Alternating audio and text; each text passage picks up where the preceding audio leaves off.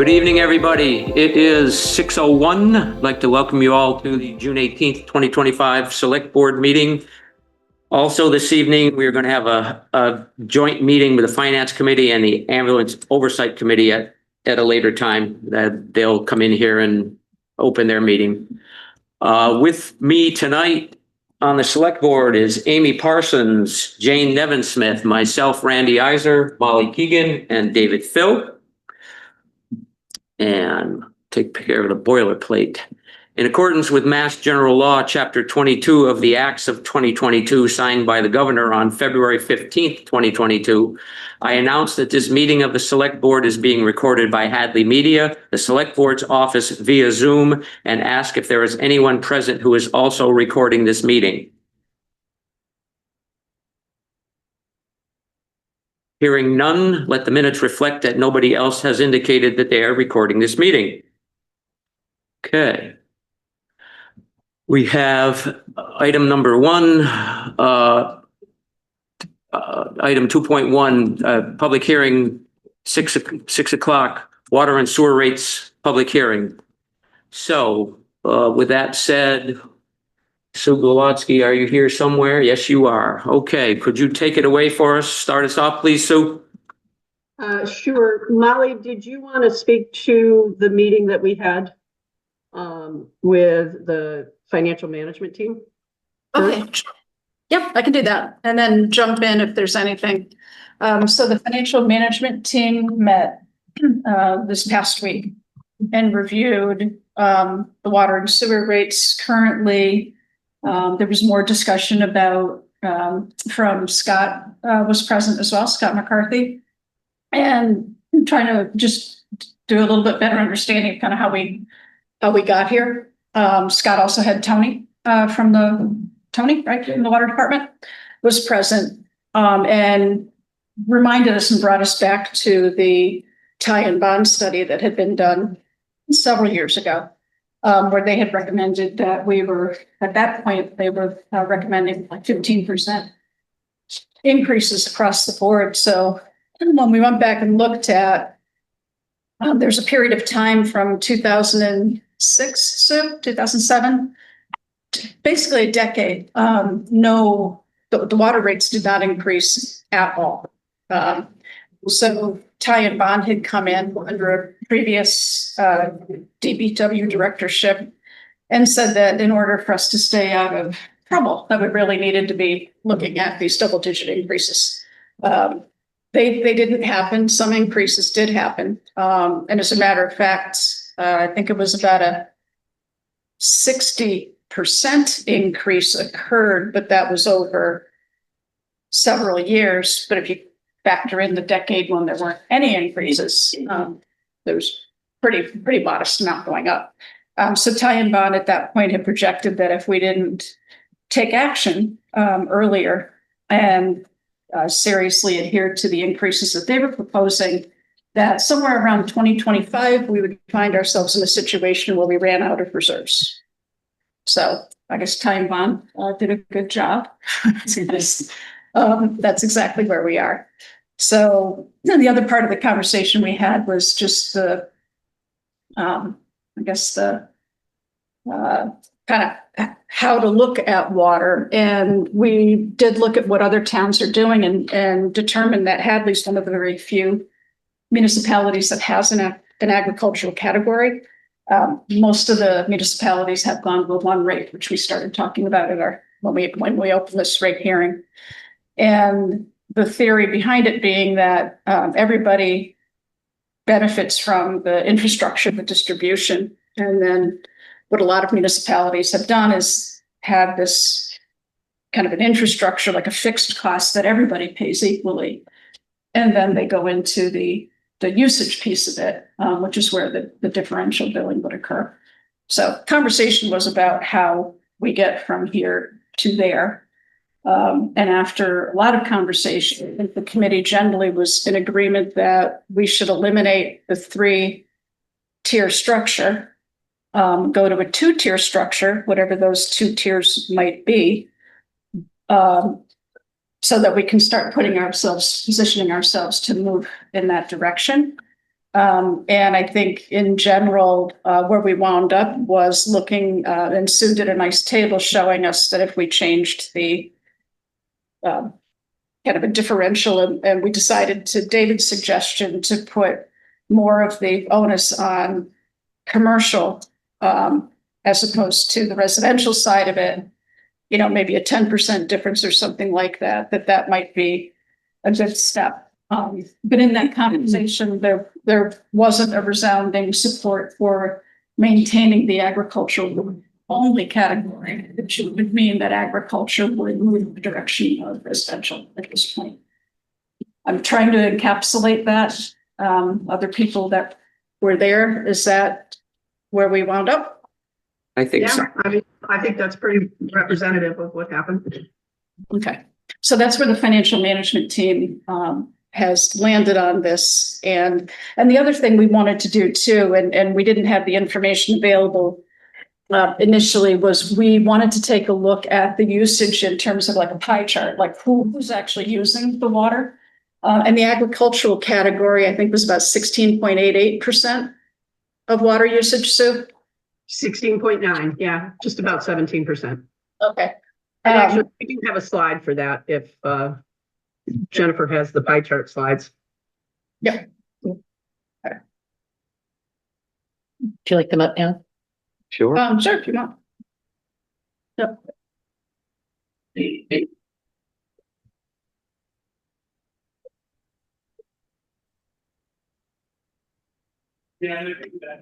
And Jennifer, if you can go to the far left hand tab at the bottom.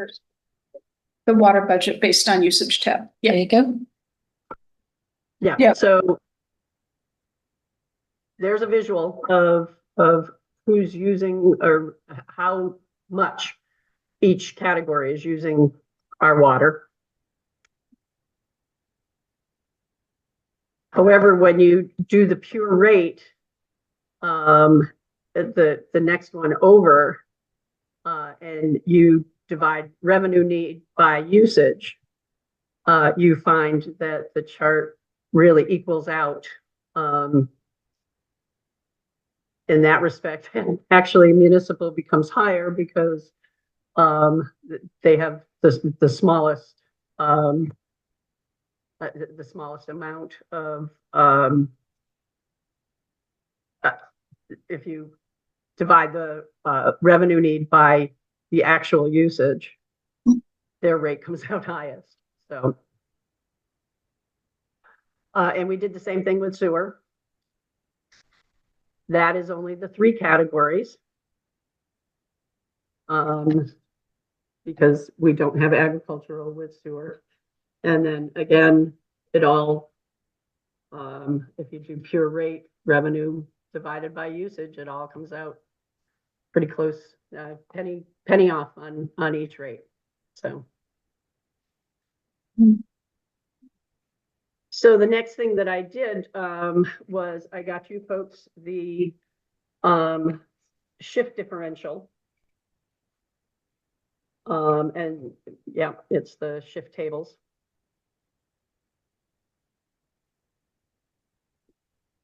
So this is a shift from 1.0 to 1.5. The first column is the commercial shift, which increases. And the second column is residential / agricultural, that would decrease accordingly. So it will show you what those, the rate that we had come up with, what it looks like, depending on how much you shift off of residential to commercial. Same with sewer. So that needs to be the chart that you folks, I guess, work off of. Okay, and Can we scroll down? you can scroll down, yeah. I mean, I guess we have to decide. The information that we're seeing this evening is pretty much what we saw at the last meeting. Mhm. So, Financial management team, yeah. yeah, Yeah, and well, this chart is new, but everything else is pretty much what you told us the last time. So the board has to decide how many tiers we want to have or what we think is appropriate, and then decide what the rates would be for the various tiers. Is that, everybody agree with that? Yep, and then just one other thing that had come up, there were a couple of questions afterwards. People just wanted us to double check the numbers that were being utilized for the actual cost of the delivery. Because understandably, it can seem high if you're comparing one municipality to another. So for us, I think one of the things that's different about us and some other municipalities in a moment is the debt, the long-term debt servicing that's in there as well because of the water tanks and things like that. So, but anyway, our accounting and finance folks verified the numbers. Yeah. And what we're looking at is enough money to cover our costs and put a little bit into the reserve fund. Is that correct also? Yeah, I think it was about 250,000 or something we wanted to target to try to start building it back up. Again, it's gonna depend on usage. And that's the variable that we just we never know. So I guess what I'm getting at is we are not asking for something that we really don't need. We absolutely have to have this money. And I see we have a big farming contingency here again this evening. And if you guys want to have anything to say before we deliberate, feel free to come up and let us know.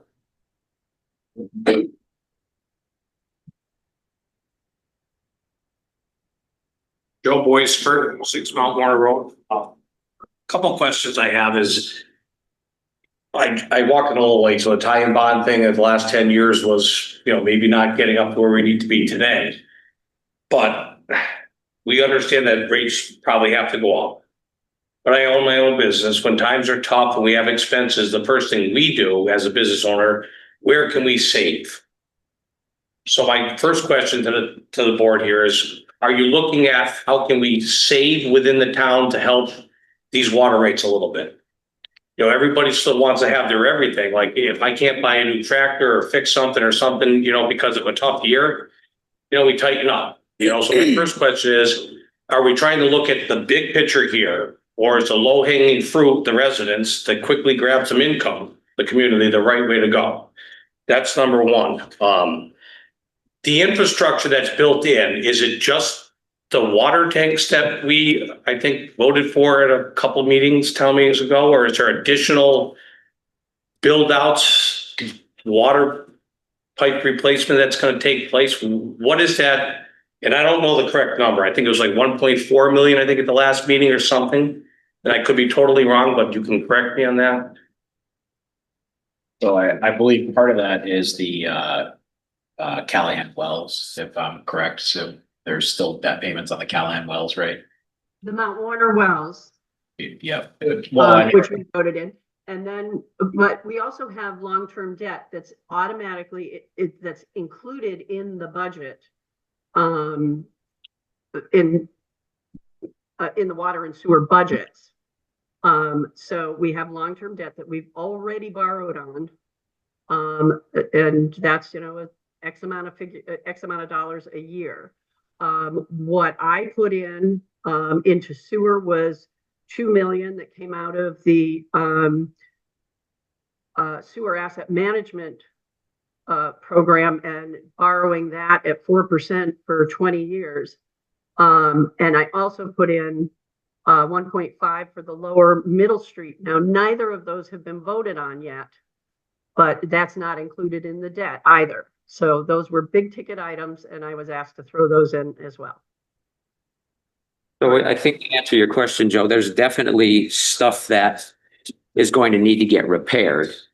And it could happen tomorrow, it could happen next week, it could happen next year. So we're just trying to prepare for that kind of stuff where we don't have to go out and do an override every month to try to cover the expenses that we're gonna come up with.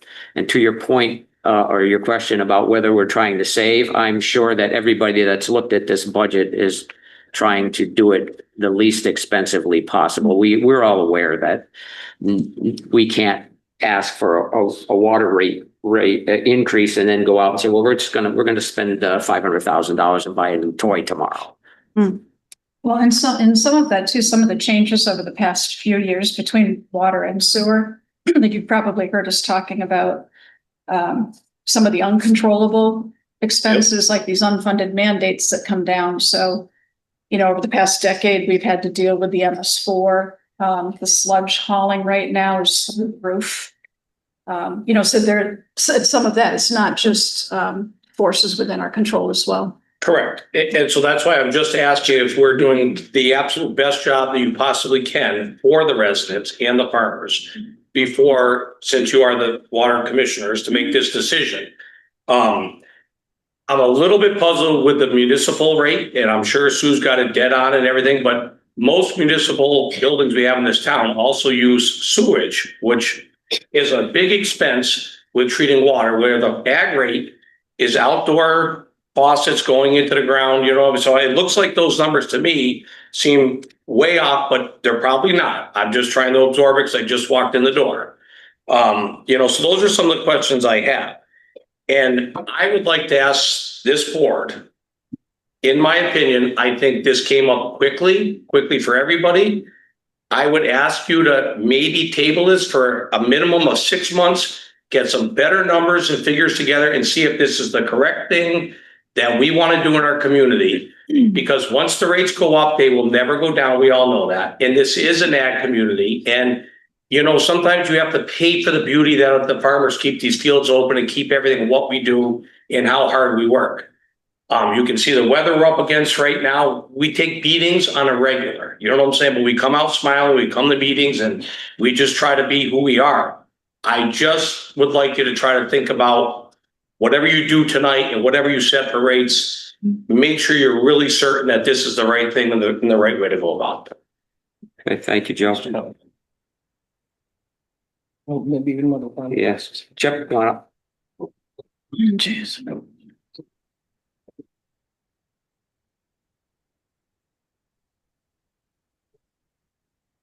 Chip Parsons, 137 Mill Valley Road, and in full disclosure, I'm related to one of the people at the table, and it's not Randy, so. I just wanted to reemphasize the ag part and how the town's treated us. I'm gonna half read this, I guess. Our town has always been known as a community with a strong agricultural presence. Our citizens and elected leaders have been very supportive of agriculture. We all know water is important to all of us, especially in the farming community. And I just wanted to reemphasize some of the ways our farmers use and need water to go through the meters for billing. Drinking water for dairy, livestock, and poultry, growing food in greenhouses, washing, preparing fruits and vegetables for market and farm stands, spraying for pest control, growing all sorts of plants, including flowers and shrubs. Some of the livestock, we have cooling systems through sprinkler systems. Another important part, washing and sanitizing milk processing facilities and livestock buildings. And there's probably other numerous ones here that other people could mention, but I just wanted to say, I hope we can keep the rates as reasonable as we can for agriculture. And we all know the costs have gone up for everybody in the town, and us guys back there know better than anybody how much things have increased. So thank you. Thank you. Anybody else? I present.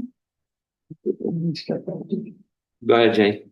So in this form that we have that showed what the town voted last October, the town voted to have a varied rate instead of a single rate.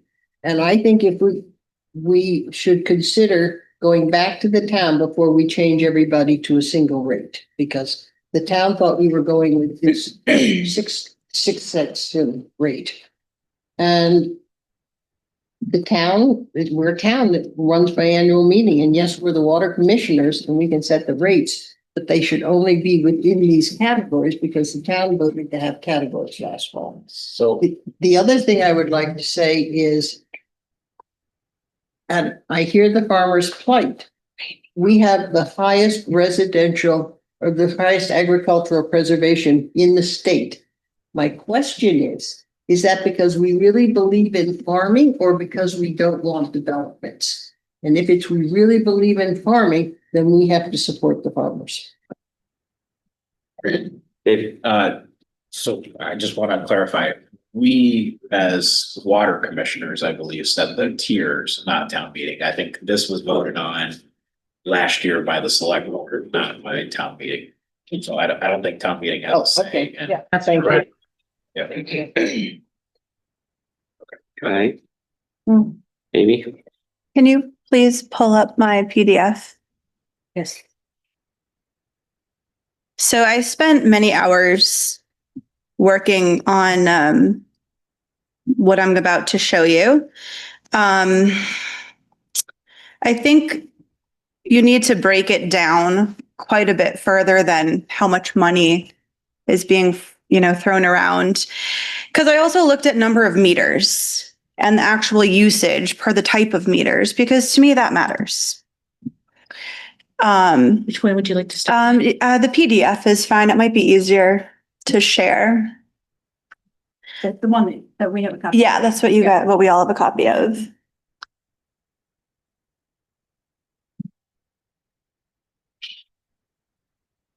That, Oh, It's okay. I'm so sorry. So I'm in favor of maybe not having 6 tiers, but perhaps having 3. Agricultural, commercial, and residential. You can just make it big and Is that? fat. Which part do you want to see? I want to see the top portion because the bottom portion is what we already voted on. It's possible to make that any bigger for people here. That should be good. You need the right column. Okay.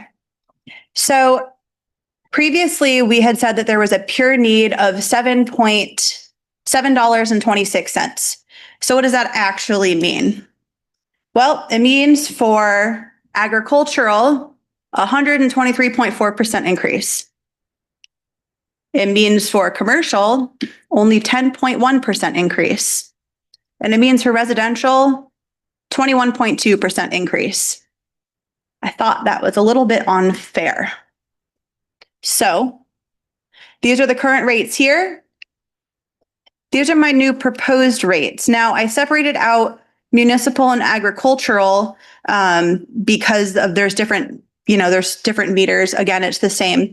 So my proposed rate would be a 3-tier system of $4.25 for municipal and agricultural, commercial, $8.95, and for residential, $7.10. Now, 100% of ag meters in town also have residents living in town that have to pay a residential rate as well. Can't say the same for commercial. I think it's half or less. People that own businesses, don't live in town, don't have to pay a residential rate.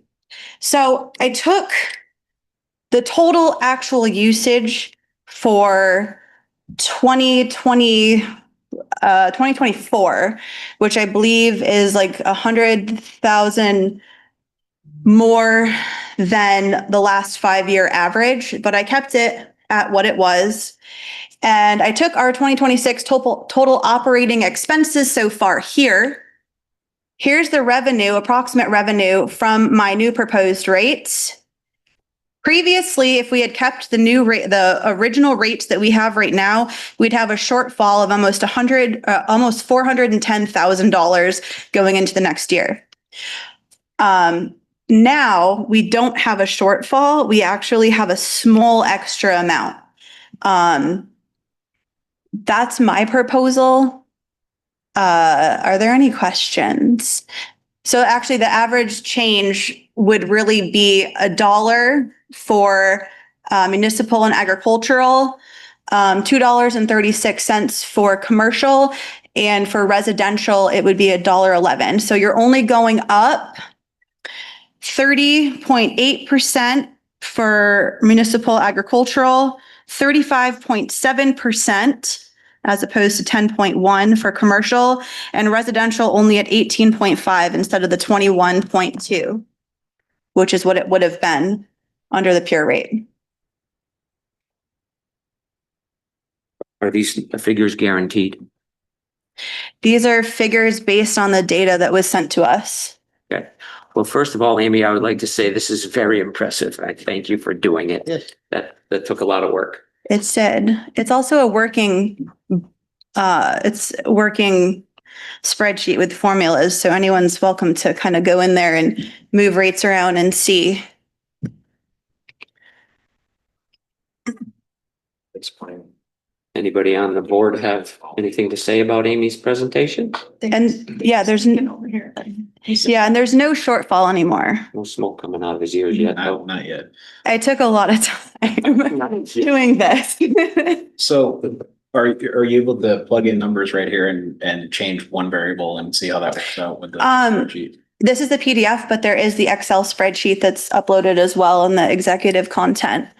So, Yeah, I'm just looking at it, like if we did a 1.2 on the commercial rate shift, which according to this chart the chart we were given earlier would bring the commercial rate to something like 871, how that would affect the remaining portions of the pie. Because if you look at the commercial rates that are effective 7/1/25, you look at the commercial rate, the conservation rate's already at $7. So you're gonna see some users that actually see a rate decrease with the. well, so that's the average current rate. Okay. So I had to, because I wanted to go to 3 rates versus 6, I had to do like an average of the rates. So yeah.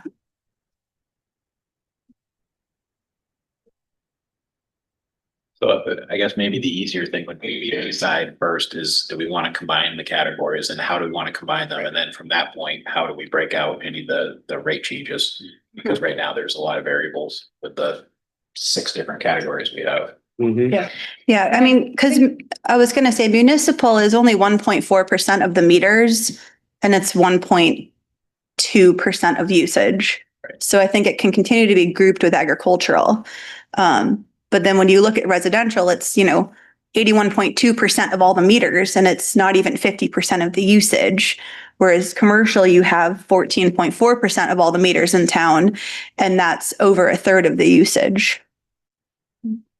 So, and Sue, correct me if I'm wrong, the reason that there was the basic and the conservation, wasn't that to, I think to Joe's point, to encourage people to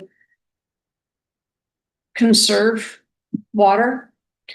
Unmute Susan. Oh, sorry, because the conservation. Sorry, it was. Right. That was Joel Lanzafame a number of years ago. He had developed the conservation rate. This will make them I'm But I mean, everyone's already going up. Just explaining. Yeah. I was there, so the idea was that if people were, just letting the hoses run and everything and not paying attention to it, if they actually reduce the usage, they would get a better rate. I'm in favor of certainly collapsing 6. Yeah, me too. Yeah. I'd kind of like to see a single commercial regardless of utilization. Mhm. And then I think the municipal rate is kind of pointless anyways. I know we have to account for it and it has to run through a meter according to, Mhm. DEP and the state, but at paying one for it hand, anyway. we're just taking out of this pocket and putting it in this pocket. So Mhm. whatever the rate is, doesn't really matter. It's kind of meaningless. So, that would be something I'd say to maybe combine with agricultural and then have a residential rate. So basically 3 tiers. So basically the way Amy's got Yeah. it spelled out. Yeah. Well, and conservation will happen because if people are very concerned about the rates, they will not use as much water. I mean, everyone's going up almost 19% to Mhm. 36% anyway. Yeah. Yeah, I mean, I think what we're losing here is the kind of the logic behind it, right? I mean, we're trying to get. I guess I'd like to have a conversation about where we're going. Because again, I mean, everybody's got to pay for the infrastructure. People should only pay for what they're using as a component. Sounds like, I think there's a lack of an appetite to make it happen overnight. Yeah. Right? Mhm. Um, Well, I'm gonna play devil's advocate here and make every one of these guys on this table very upset. But I feel like I need to ask the question. pretty chill. Yeah, I've been in this town a long time. I've worked on farms. I get all that. If I was somebody new that came to town and I'm new to town meeting or whatever, and I own a business, I just started a business in town. What makes you guys, your businesses different from mine? Is we collect all the water that we're talking. Every building lot uses more water than rain that comes down on it every summer. But we collect clean water and we hold it for the town. All you guys have to do is pump it and deliver it. We provide it. And the other difference is we're rooted residents. And we're not going anywhere. Sometimes people want to come into our communities, they think the grass is greener. And then when they realize whatever, they vote for this, that, and everything else, and they're not happy, they set sail. We stay here. We built this community. We are the foundation. We are the ones that are gonna be here till the end. That is why we're asking these questions and saying what we're saying, because we are this community. We just didn't come in and start something and that didn't work out, we're out the door. We're here through thick and thin. And that's why we're just saying and just listening to all five of you. This to me seems like something that cannot be decided tonight. I commend all of you for doing what you do. But this seems like a bigger hurdle than making a decision tonight. I think you need more meetings, like Molly said, like. We might be here with a problem, we're down here with rates. How are we gonna get there? You might need some adjustments every 6 months or a year, but it's gotta be kind of spelled out. I think something tonight would almost make me feel like you're not doing your job. You know what I'm saying? Like you rushed into it too fast, so. The only challenge, Joe, is that if we don't do anything. If we don't do anything tonight, right, we miss a billing cycle. And that gets us even deeper in the hole, so. Sure, and Molly, listen, I'm just gonna say one more thing. Sure. And I get that. Yeah. I own a business 30 years later. We have hardship, but we have problems. I was extremely looking forward to the asparagus festival this year. Because it makes money for the local farmers and the businesses in town. It got canceled. I believe because of communication with the Board of Selectmen and the asparagus festival for the safety. I paid my Board of Health fee. And I got a notice saying, I'm not getting it back. I got hit twice. I'm not too happy about that. Mhm. You see, so there's a lot of things. You gotta remember, we're the ones that are gonna be here. But there's little things that are hurting the mom and pops. So I get what you're going through, but look at what we're going through. Yeah, no, I mean. and Every we weekend it still- rains, every day it rains, everybody's sales are down. We get this and we get that we're having problems. But my question earlier is, what are we doing as a town to really hone in to try to see what we can do? Sometimes things hurt. Mhm. We get hurt. The process has been ongoing for quite some time, Joe. I hear what you're saying, but to Molly's point, we have to do something because we're just trying to prepare for the inevitable, which is it costs us every day to run that water treatment plant and the infrastructure that goes along with it. And if we don't have the money, I mean, it's like you wake up tomorrow morning and say, I got nothing in the bank, but I'm gonna go buy $100,000 tractor because what the heck? You know, you can't do it. So without the infrastructure rolled in, things that are not actually happening right now. Mhm. Did the water reserves lose money last year or profit or break even? I don't know the answer to that. Sue, do you? Went down. I'm just saying it Yeah. lost. Went down. Yeah, It well, went down. We needed to use, part of the, reserves to balance the budget. So, Okay, so we're taking from Robin from the bank account every day. Randy, Come on up. one question. Come on up, please, Cory. Joe's just that much louder than you, Gordon.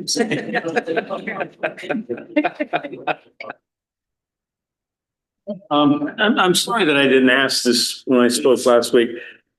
This is the water and sewer deal, but is this, the things we're talking about, the infrastructure now, is this solely the water? Or is this got sewer involvement as well? Right now, we're talking about the water. And as far as all the expenses, none of the expenses of the sewer department and the sewer costs are into the water in any way. Correct. That'll be coming up next. No, that's okay. At least it helps separate it all. Thank you. You're welcome.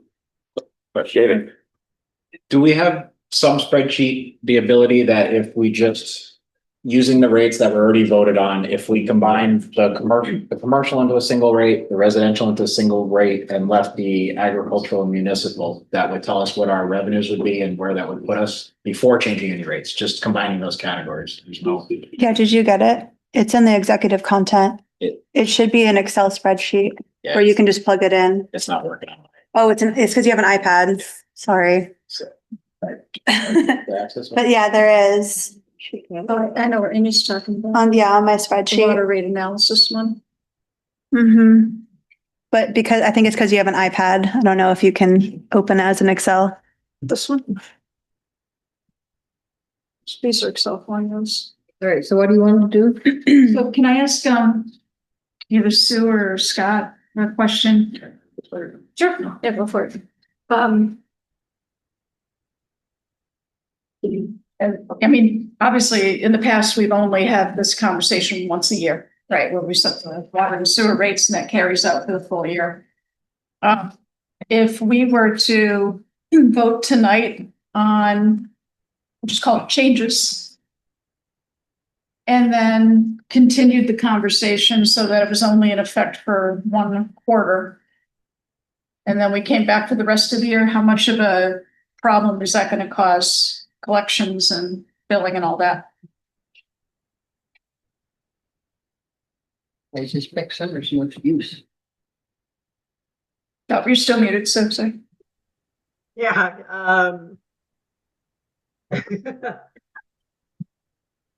sorry, I thought it was Kim chiming in because she was, so what we essentially have to do is we change the rates in the billing system to be effective, and then, they just need to be changed back, or changed to whatever is new. So, I mean, it needs to happen probably 30 days before we issue bills. So a vote tonight would change the billing for August 1st? For November 1st. For We have our- November? Yes, we have our rates that are effective 7/1, but this, any change tonight would be effective November 1st. Mhm. And then if we had a subsequent vote, that would then be effective February 1st? Yep. okay, so based on what you just said, you need 30 days out to make the change. To make the change to the rates. Right. Yeah, So in essence, we would have 2 months to make this decision before the draft date, so to speak. approximately, yeah, approximately. Okay, Are you And then- talking, when you say 2 months to make the decision, you're talking about to change it back so that you can get to an alter Q2 billing? So that we theoretically do a two-step process. I just want to make sure we were all on the same page. Got it. Right. And then question for Scott. I just want to, when we did that tie-in bond study, however many years ago, I know Marlo was here. I think it predated him, and then they updated it when Marlo was the DPW director. That cost us money. right? Yep. I mean, what, they didn't come in and do it for free. Wasn't that like 20 grand or something to have them do what they did? Last week when we met for the water department study that's going on right now, I asked that question, and you're talking in the range of $20,000 for an official rate study. Right. That was when we had discussed this at our last meeting, and there was requests to break it out, into 4 tiers, 5 tiers. Let's see what it all looks like. We did talk with them about it. So you're talking 15,000, 20,000 to do it. And we would be lucky to have it for the third quarter by that, at that point. So there was no way to get it. There was no way to get that ball moving for this meeting. We don't have the money to do it anyways. So what do they do? They compile your data, your operating expenses, etc. What you should be doing to your system to make upgrades and meet regulations, reserves. Yeah. And then, obviously they're targeting at a net profit of 250,000 a year. That's what they think we should be making for future repairs. You don't have to borrow every time you do a project. Don't they also look at the, unaccounted for, Yes, they do, right? which is tight now. Right, you want to make sure that everything's as buttoned up as it can be, so everything. It is. I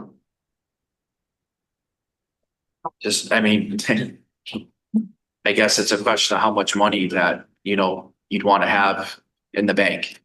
And just a reminder that we have a very expensive problem at the water plant right now that we're still trying to figure out. You talk about the generator? Yes, I'm talking about the generator. Yep. Yeah, and all these mandates, particularly the newest one, the lead service line. They make you go through all this survey, look at this, look at that. Okay, we're gonna give more money now for more work. They pulled all the funding. We're still on the hook to look at all those service lines to figure out what's in the ground, what needs to be changed. And all that stuff costs money. And we're just meeting the current mandates. We don't even know what's coming down the road. Change is constant. And 1 minute you're getting money and the next minute we're not. And another thing too, I know we talked about at the meeting, is the water tank. The town applied to the USDA potentially for a loan. I wasn't available to go to the meeting. I had another commitment that day, but Billy and Tony went to the meeting. And the USDA said, chances are you're not going to get a loan from us for this. Your rates are too low. Your taxes are low, and the town itself looks like it has a lot of money on paper. So we're probably not going to give you any money. And those are the constant things we battle. So I just played with the spreadsheet, and if we combine commercial into 1 tier, residential in 1 tier, and keep agriculture and municipal separate, we're still at even at the current rate structure of Should be like 408,000 It's like- deficit. it's like 217 according to that at a 710 rate for commercial and residential. So we're still at a shortfall. Yeah. Even combining it this year, so it's less of a shortfall, but it's still. Oh, yeah. So Can we split the difference for 3 months and then go up again? If these rates aren't going to go into effect until November, the farming season for this year is going to be done. I don't know how many people, the dairy farmers are going to need water throughout the year, anybody with animals. I don't know, the greenhouses don't start up until next spring, right? When you need water for that. So. Well, so if we combine, if people are inclined to keep an agricultural category and commercial and residential combine into one, you can tick off 2,600 meter holders and preserve some faith in the 87 or the 110, I guess, if you include municipal in there. But we would, doing that, you know, if we still went up, Amy, what did you have? 30%? For which one? Yeah, 30.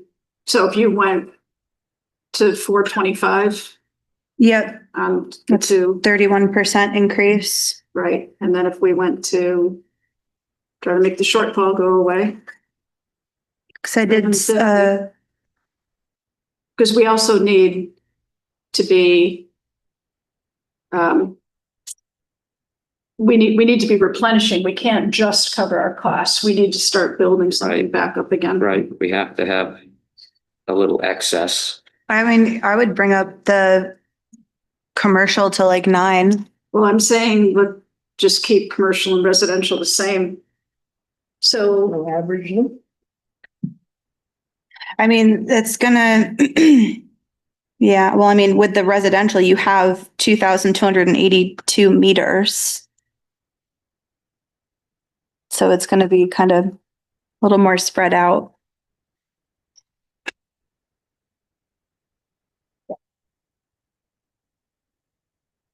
I mean, we have to go up at everybody. Yeah. Right. Well, yeah, everyone's, Ring it with that. Yes. oh yeah, everyone's going up a significant amount, Right.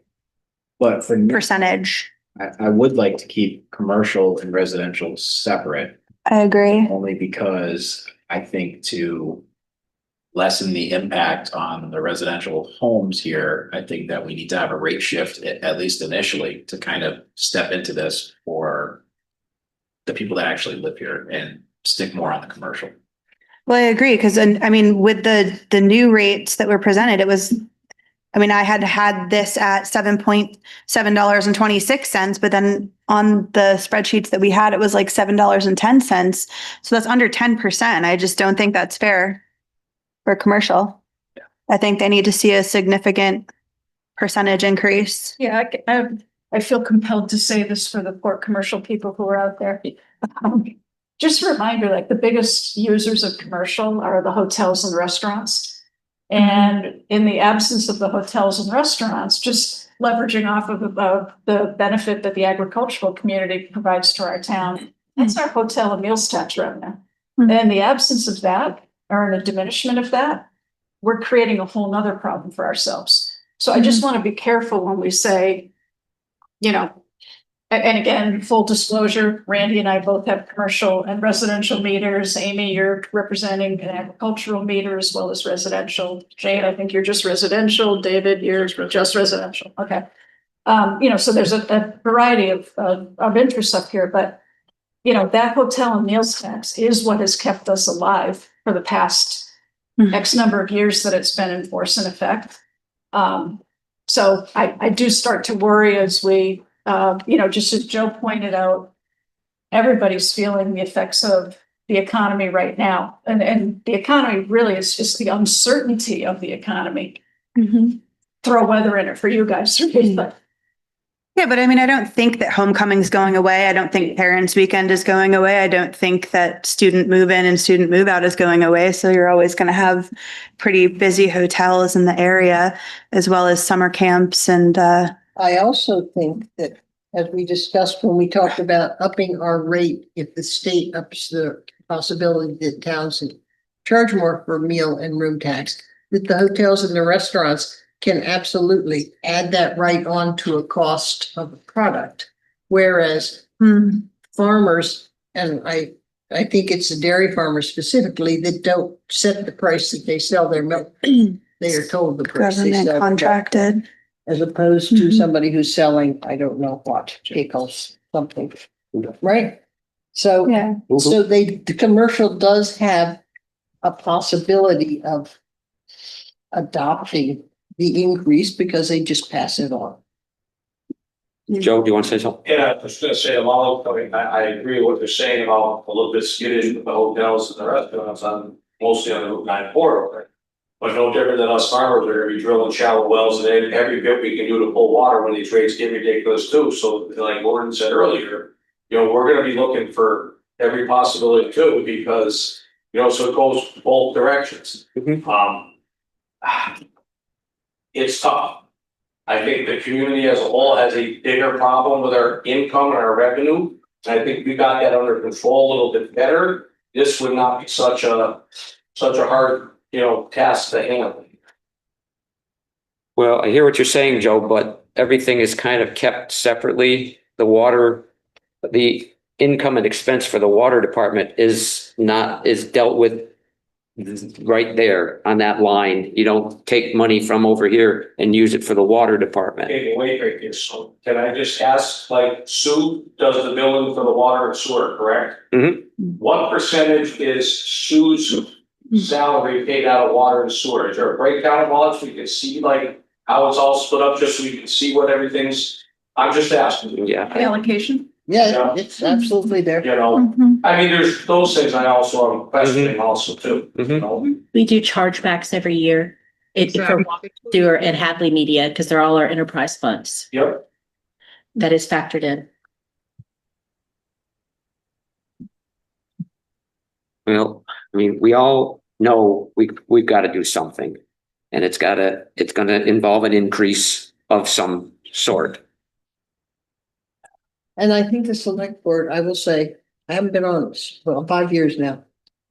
The select board has been amiss in not keeping up with the increases, but waiting until it's a major blow. Like the tie and bond study, like the wage increase, all of those things, we've just kicked the cans and we can't kick it any further.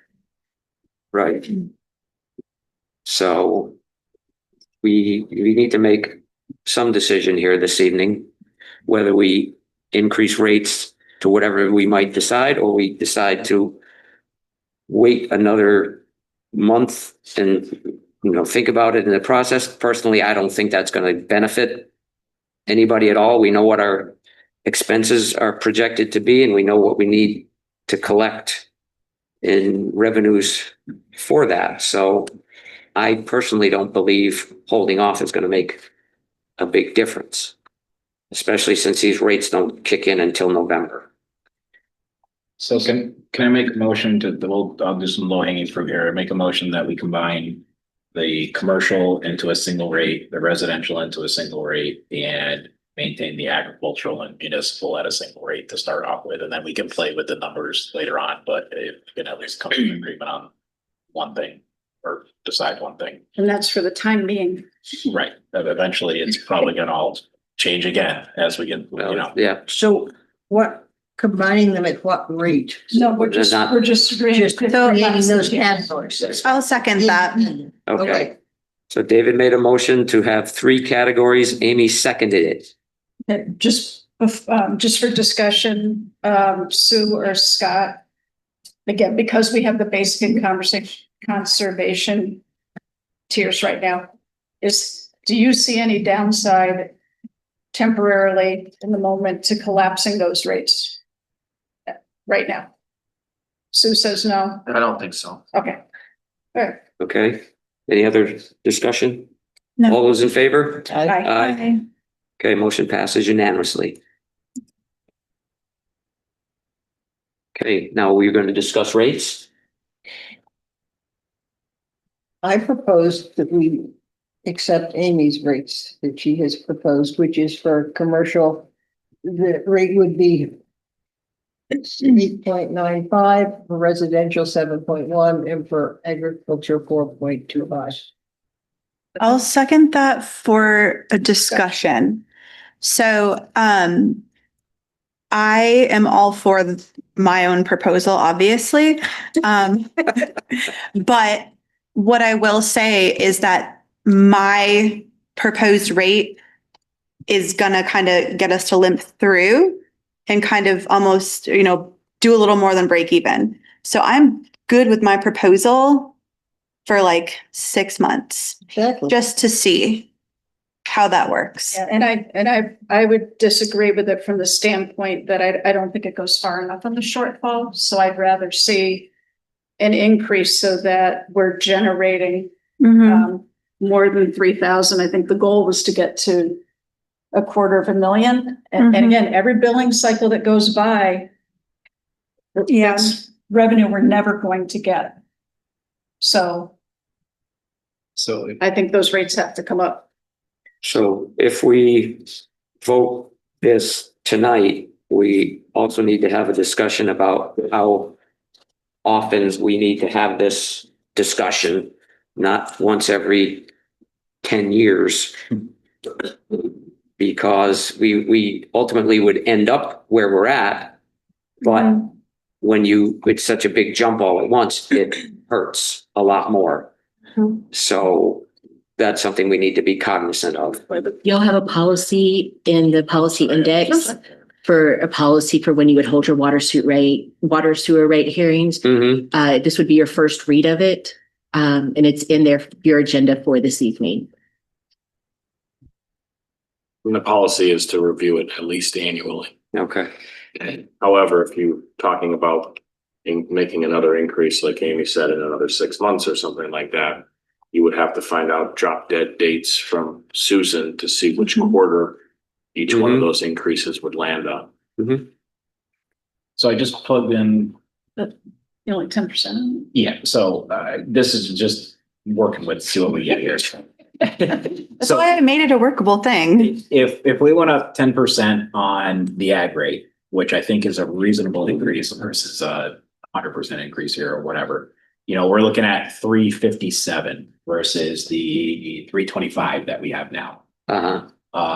Same with that municipal, although that's kind of meaningless. That's just one pocket paying the other.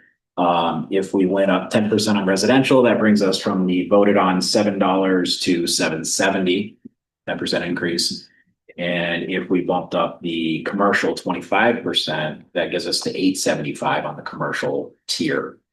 According to Amy's spreadsheet, I'll put this all on her, but her calculations say we would have a small surplus of around $28,000. So at least it gets us going in the right direction and hopefully stops the bleeding, but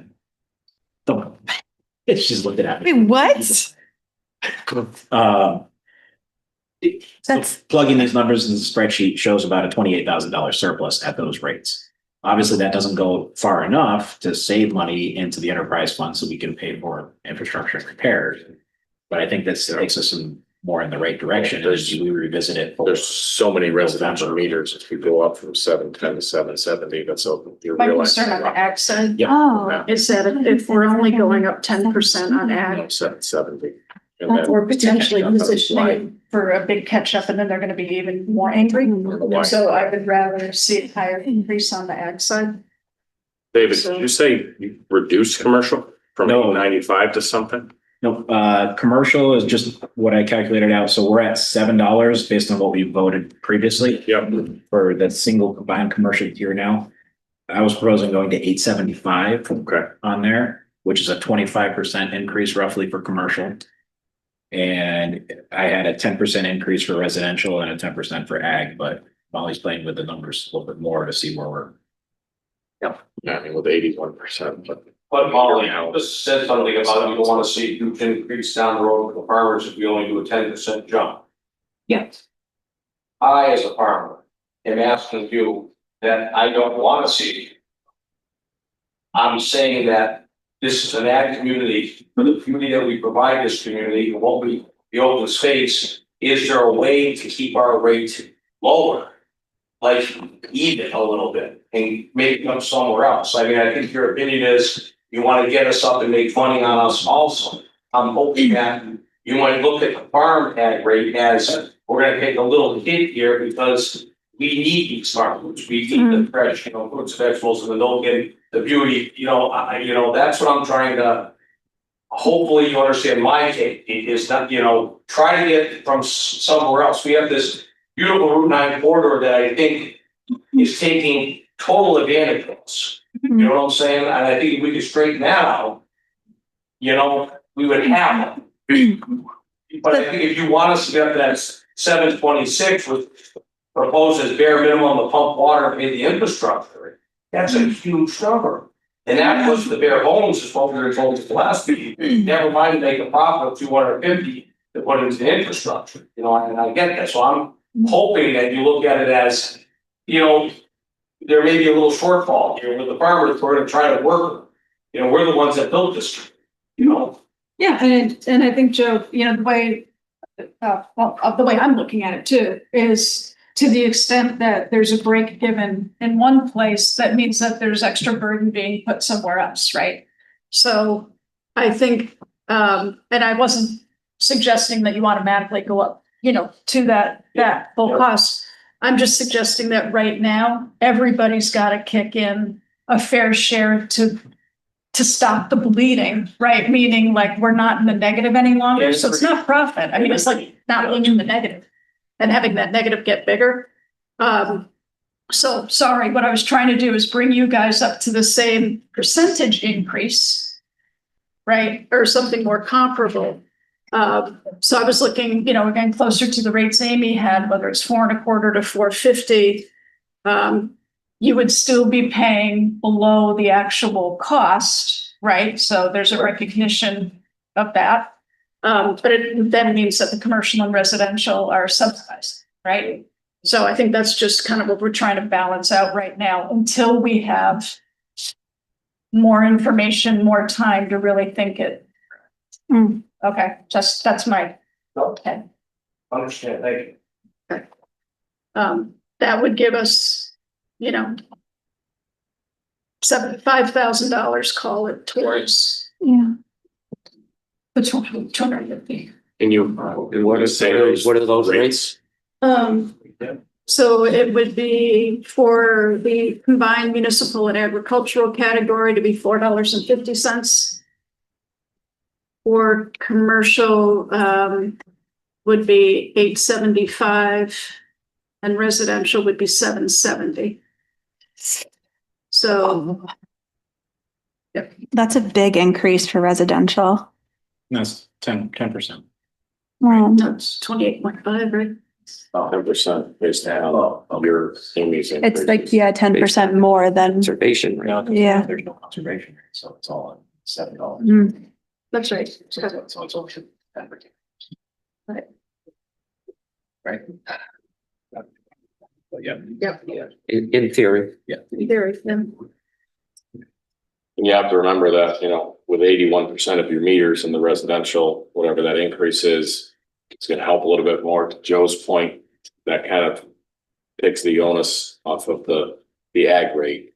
They'll pick up more of that burden, so to speak.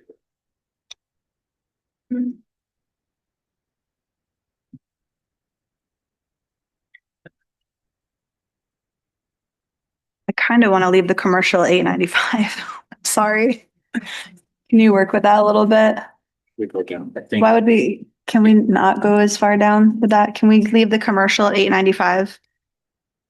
yeah, I'm fine with that. I mean, I just tried to put in around 25% for the commercial. That's where I came up with the $8.75 versus the $7 that was already voted on previously. So if you use your numbers, what, you got 450, 895 and 770? Where does that put us? I don't have it. 895 here. Can't find it in Excel, It should be in the executive content. executive or administrative. No, it's $90,000 to the. Executive spreadsheets. That's better. Oh, weird. Yeah. Mine doesn't look like that. Here, no. Oh, it's an administrative. I'm sorry. Since these. It's the XOS. Yeah. Sure. Okay. There you go. Right, so what do we want to do with that? So the change from the current rate is here, Cause I the average, know, but if we could do this it, shows was the residential rate. What about this one? It's not the combined. you put the municipal and agricultural at 4.5? People doing that. I was Right. Looking at that. Right. 4.5. So I just want to say, if I'm Linda, Sue and Scott, I'm cringing right now, That's where he's good. watching the select board on the fly. Guaranteed it jumps. Calculate water and sewer rates Yeah. and do math. Well, why don't Luckily, we it's in put the it at spreadsheet that works. 750? Well, Mhm. do you want to Can we- table this till The next meeting? our Yeah, next I meeting? think we need, so, It's not going to impact anything as far as the billing goes, as I understand it. well, no, we need to make a decision to do something to affect the rate change for the next cycle, correct? We could leave this. Before they read again, which is, I don't know whether they're, at one point they told me they were reading on the 23rd. That's why I think we should keep that. June 23rd. It's not 5 days left. Yeah. Well, that's And- back Yeah. up. Yeah, we should drop that. So I mean, because it was 770, but that's still 50 something thousand. You have a motion. Can I make a motion, or do you already have a motion on the table? You seconded I think it. you made the motion, didn't you? Oh, yeah, I seconded it for discussion. Can I make an amendment to the motion? You can. Okay, I would like to amend the previous motion to have, the three rates, one for the municipal agricultural at $4.25, for the commercial at $8.95, and the residential for $7.50, which would give us a surplus of about $55,000 For the next cycle. for the next cycle. Okay, so that's an amended motion. Anybody want to second that? Well, And then for 6 months, so, yeah, you know, second, whatever. since I made the motion. Okay, is that seconded for discussion? Sure. So Sue or Scott, what harm, if any, if we pick those rates for tonight, we're better than we were yesterday? Yes. But we may be looking at, again, we're potentially foregoing revenue for the next cycle, which means that we may be needing to make higher adjustments second time around because we'll be that, you know, potentially further behind. Yeah, I mean, I think we got to get our feet wet a little on this too. So is the time frame you're looking at reassessing this 6 months, or do you want to reassess? I think After the next second billing quarter. cycle. we need to that's the only way I'd vote for this tonight is if I know that we're coming back to the table as soon as possible, information gathering, et cetera. Susan, can you tell us what the drop dead date would be to get rates in for the second quarter? No, for the third quarter.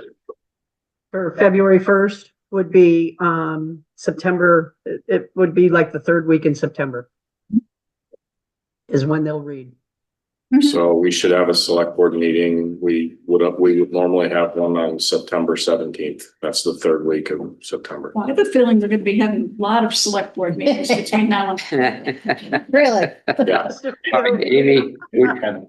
Amy, would you be willing to amend your motion to accommodate what Molly just asked for? Which is a meeting on September 22nd. To revisit this for the, Or you could- by September? Or you could withdraw it and make a clean new motion. Yeah, that's a good idea. I think Jane has to withdraw the motion. Yeah. I withdraw my motion. Amy, So redo my motion. you withdraw your second sure, I and will. then start all over again? Okay. So am I proposing the rates and then saying we'll come back on? Okay, So, yeah, so I am proposing the make three. a motion. I will make a motion that the municipal and agricultural rate should be $4.25. The commercial rate should be $8.95, and the residential rate should be $7.50. I'll second that. Hold on. And we're going to revisit this on September 17th. Or by September. By September 17th, Yeah, Second for. Okay, on or before. motion by Amy, second by Jane. Any further discussion? All those in favor? Aye. Aye. Any opposed? Motion passes unanimously. Okay. Sewer rates up next. Well done, Amy. Yeah.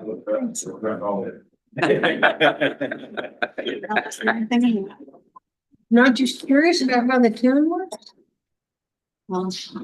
Most farmers don't Okay. have sewer. Talk to us about the sewer.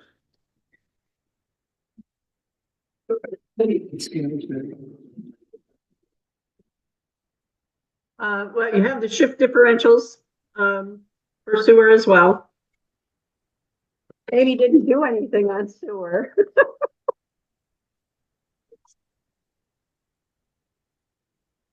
Would y'all like the shift differential up?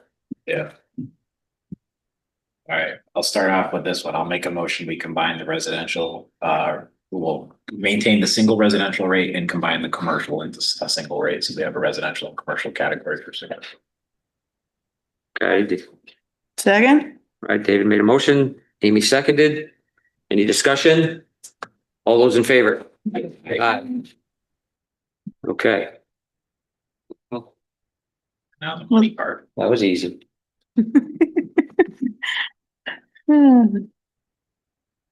Right, so, And at the meeting, I think that the financial management team recommended the same on this, the 10% differential, Sue. They did. 13. 1380. Yeah, just looking for the actual rates. 1381, Sorry. 82. 1368 and 1198. Okay, Thank you. So I would make a motion that we set the commercial sewer rate at $13.68 and the residential. before you do that, may I? Anybody in the audience want to talk about the sewer rates? Okay, And the residential rate at $11.98. Second. a motion by Molly, second by David. Any discussion on the board? Mhm. Hearing none. So, Oh, Sue? yep. David, you had done, one category is going to be residential municipal. I did not see a municipal in the chart for a rate, but yes, we can, if I need to remake that motion, we can do, I will make another motion just to Withdrawal. clarify. Well, already passed, so. Yeah, so I'll make another motion to clarify, we'll have one residential and municipal rate and then a single commercial rate. Second. Okay. Motion by David, second by Molly. All those in favor? Aye. Aye. Mm. Okay. So then we have a motion on the table for the rates. And say again what that was, Molly, please. She forgot. You first. Yeah, right. Whatever was on the screen. There you go. Sewer rates was 1368. No, not 13. Yes. Yes? 1368, so Oh, okay. motion was for 1368 for commercial and 1198 for the combined residential use. Okay. Any discussion about that? Hearing none, all those in favor? Aye. Okay. That was hard. They should all be so difficult. All right. Moving along, Gonna have the finance committee. item 2.2. Tri-board discussion, by board, finance committee, select board, and the ambulance oversight committee. Discuss the status of the Hadley ambulance. Yeah. Okay. Thank you for this, Gretchen. I don't know how would I put anything without calculating, so. Bring it up for everybody, Paul? Yeah. Right. Good, because I'm hungry. Lots of water. That's it. How's it going? Going. What was it for the residential on the water side? Or what was the rates for the water?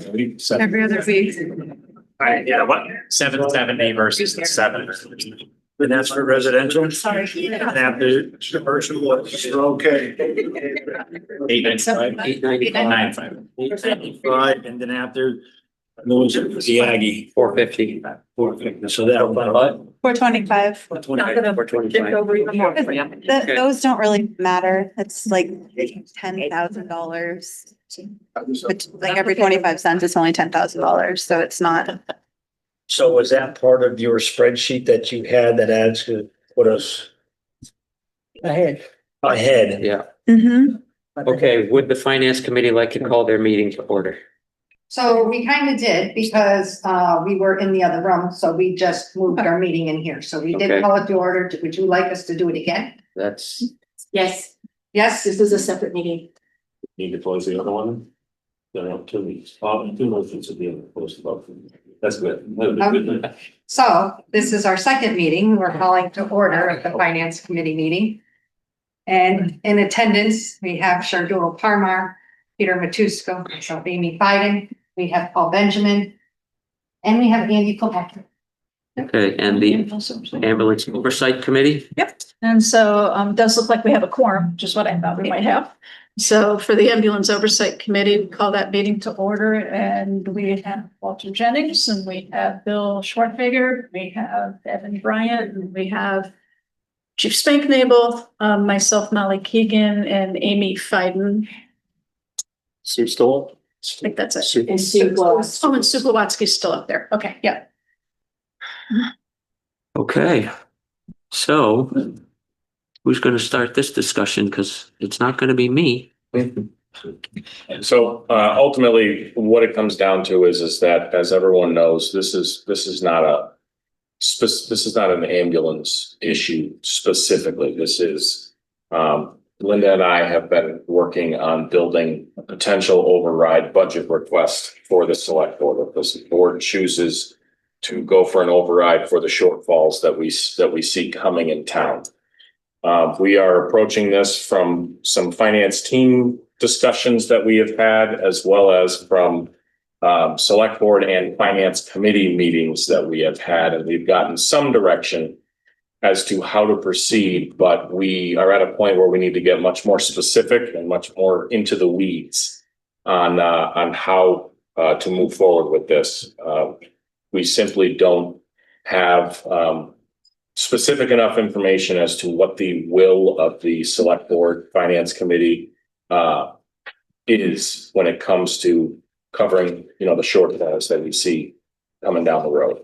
What we have been doing is meeting with all department heads and working through each and every department in town. And that has been twofold. One of the things that we are gathering information for is to figure out any shortfalls that are coming for FY26, the budget that is starting on July 1st. Linda and I were able to produce a balanced budget and put it in front of the town, and it was voted and approved. However, we did have to make pretty significant and deep cuts to almost every single department's expense lines to get us to that point.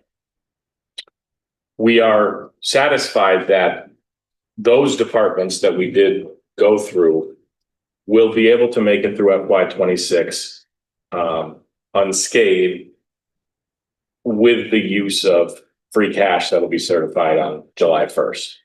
We will likely have to use much more of the free cash than anyone really wants to. And that is not in keeping with what anyone, finance committee or select board, wants to do or has wanted to do in the past. The other issue that we have to deal with, one of the more important issues, is that we do not have the financial capacity to fully fund the ambulance service, the fire department, for the entirety of FY26. So we have to remedy that. So when I turn it over to Linda, she'll go over what we see as the shortfall for that. And we need to know what the will of the folks at this table are for moving into the future for FY27, because that is going to help determine calculations moving forward and what we are going to need to ask for as far as an override goes when we put it in front of the town. We do not think that it is an efficient way to go about things to put many choices in front of 1,000 people that come to vote at town meeting.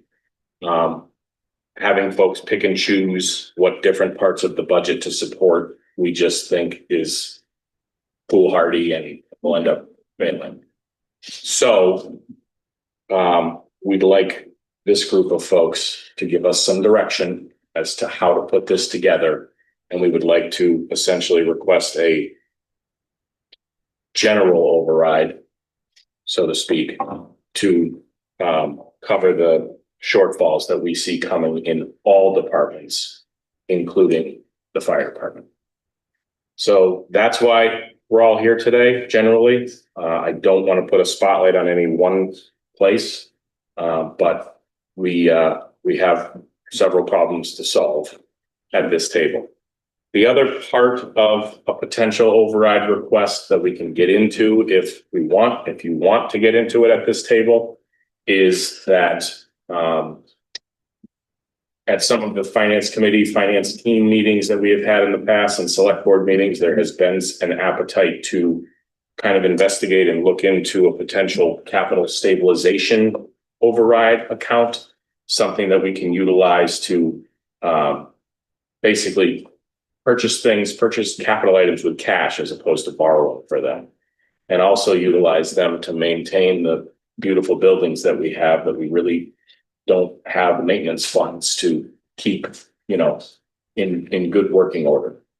So that's another one of the items that, again, we can discuss. Doesn't necessarily have to be at this meeting, but we really would like to attack the general override question and how to, what the appetite of these two committees and boards, including the ambulance oversight, is to move forward so that we know what to start to put together. So that's why we're here. Okay, thank you. And Linda's gonna Sure. give us all the numbers. Yeah, our biggest issue, one of our biggest issues in dealing with the FY26 budget was in moving the ambulance into the budget for the first time.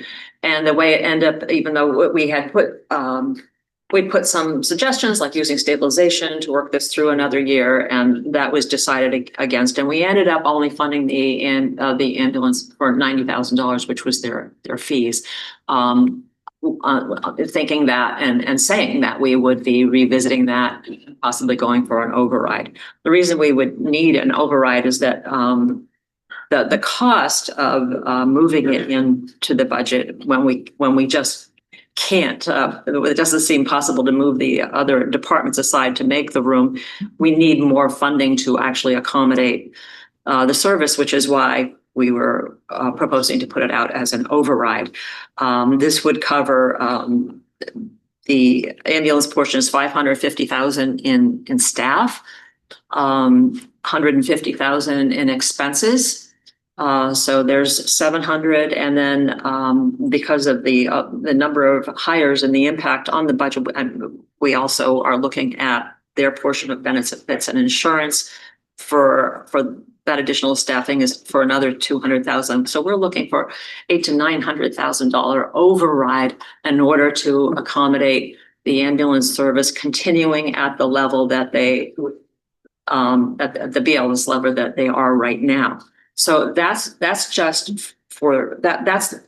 I've considered it in two parts, and I know many of you want it put together, but this is the way I'm going to present it because I see they come with different issues. One, and this one reason I would like to see the ambulance separated is that's a decision the town needs to make. The town never actually made the decision that we're going to continue it at this level and increase the budget that much to accommodate this new department.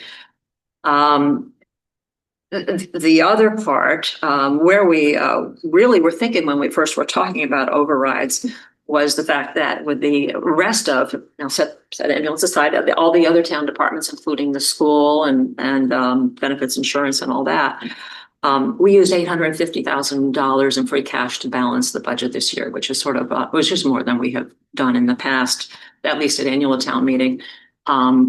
Because we often follow up a special town meeting with more increases. This year would be no exception. We're looking probably to as going through departments with their budgets, looking for where we can cut. Of course, it turns out that some are really seriously overly cut. So rather than have discussions about how they would dealing with staff and personnel, because we felt like that's kind of overstepping a little premature at this point to be figuring out where we would make that level of cuts. is good. We know it would have to be on personnel. There just is not that kind of, are not excess expenses in the budgets. We really cut those down pretty far.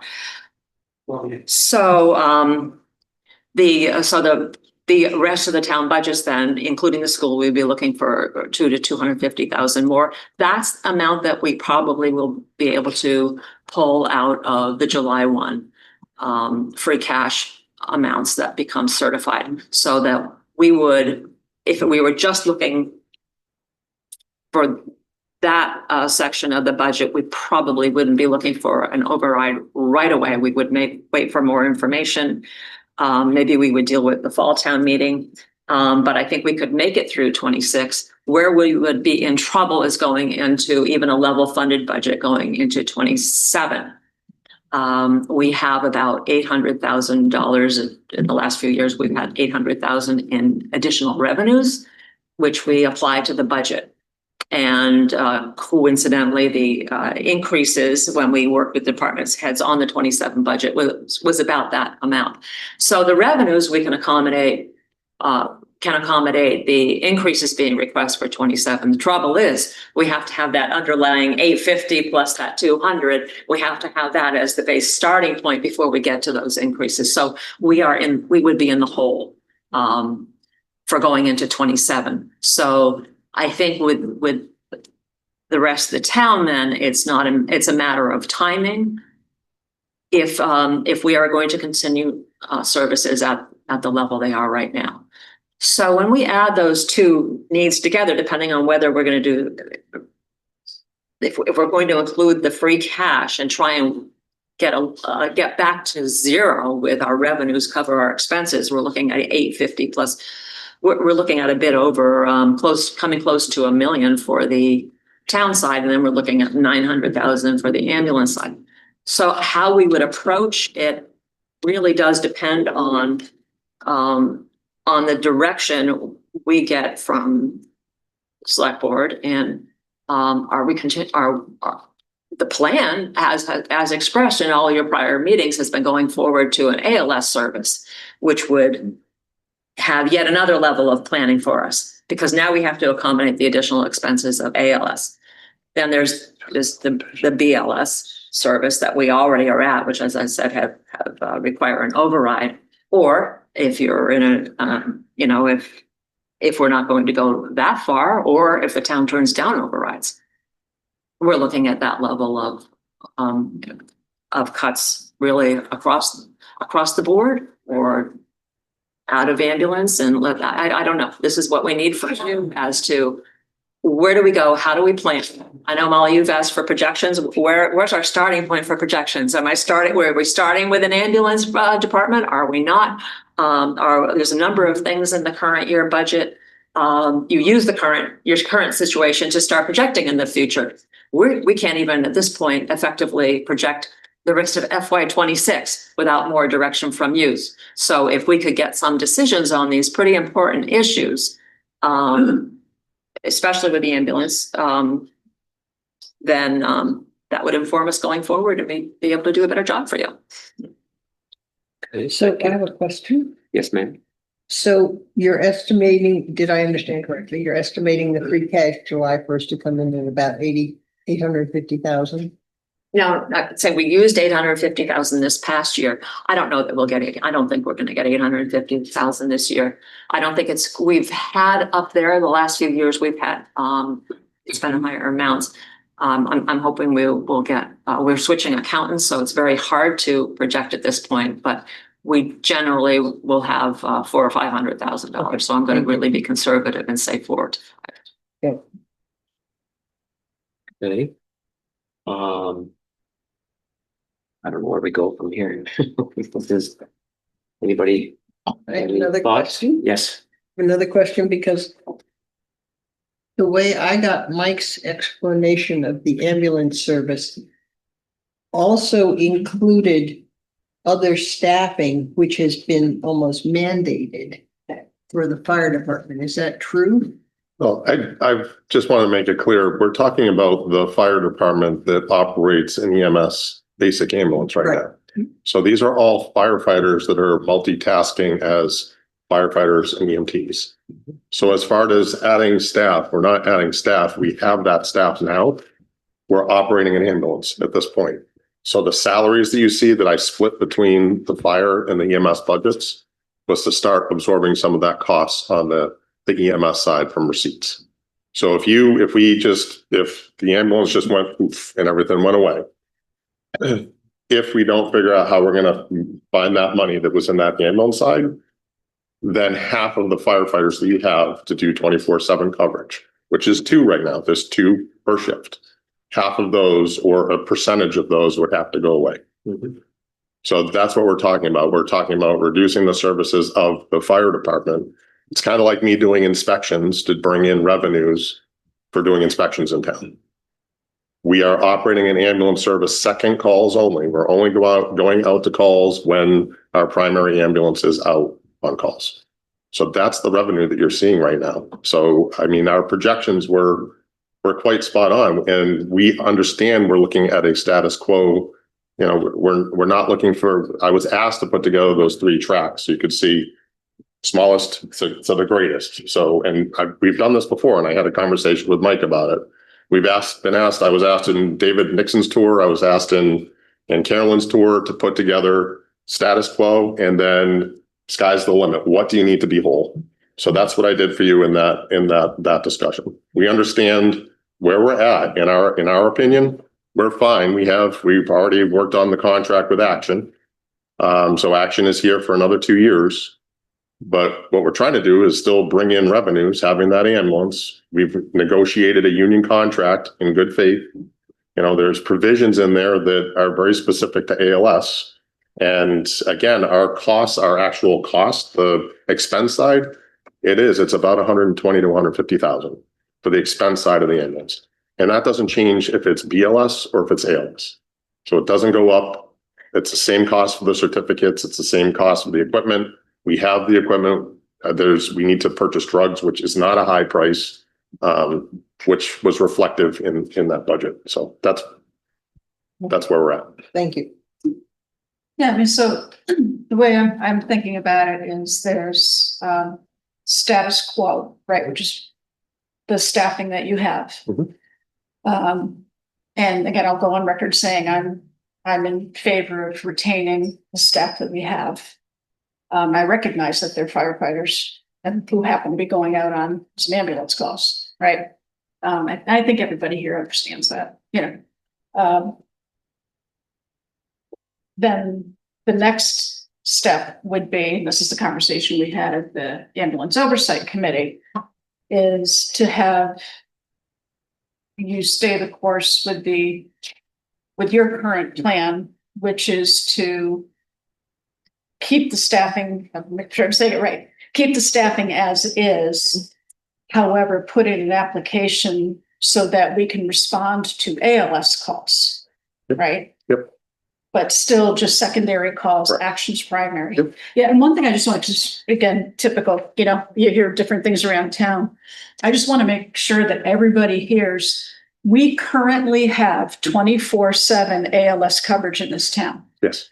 today. So we're not talking about getting rid of that, nor are we talking about trying to achieve that. We already have that. It just happens to be provided by Action Ambulance. So I just want to, because I've heard people say, you're getting rid of the ALS. I'm like, no, we're not. So that's the second piece. The third piece would then be to put ourselves on a path, which you have proposed in the past, of actually putting ourselves on a trajectory so that we eventually eliminate the third-party provider and bring it all in-house. And that would definitely come at a much more significant cost to what we're doing now, even if we had all of that revenue. It's going to increase costs because we have the capital and our people get paid more and all of that stuff. So I'm wondering if we can kind of break it down. And I mean, so right now I would say that third endeavor, I would not be in favor of right now. I would want to take that completely off the table for now, for purposes of budgeting, that we wouldn't be going for an override trying to build that in. So explain the third endeavor. So The that- third endeavor being, we're putting ourselves intentionally on a path where we're ramping up ALS with the specific intent. And because that's now we're making capital investments, et cetera, of bringing it all in-house and eliminating the third party. So again, I'm just trying to narrow the field of the conversation. So. And that's what we did in our meeting as well. Oh, okay. Quick question, is you said that the contracts include ALS. Does it require us to go to ALS, the union contracts? No. It doesn't require that you go ALS. It's just that you have, there's provisions in there that are providing ALS. That's fine. That's what I needed to hear was, I want to know what our option, if we're bound by something else and we don't even know about it. Right. That's what I wanted to hear. Yeah, so I was hoping to And- focus the conversation on the option one, option two, which it sounds like you did And as just well. for people at home also, right now, Action is costing us almost nothing or nothing. Right. Because we pay them an upfront fee that we've negotiated, and then we get a rebate when they hit a certain billing level. Mhm.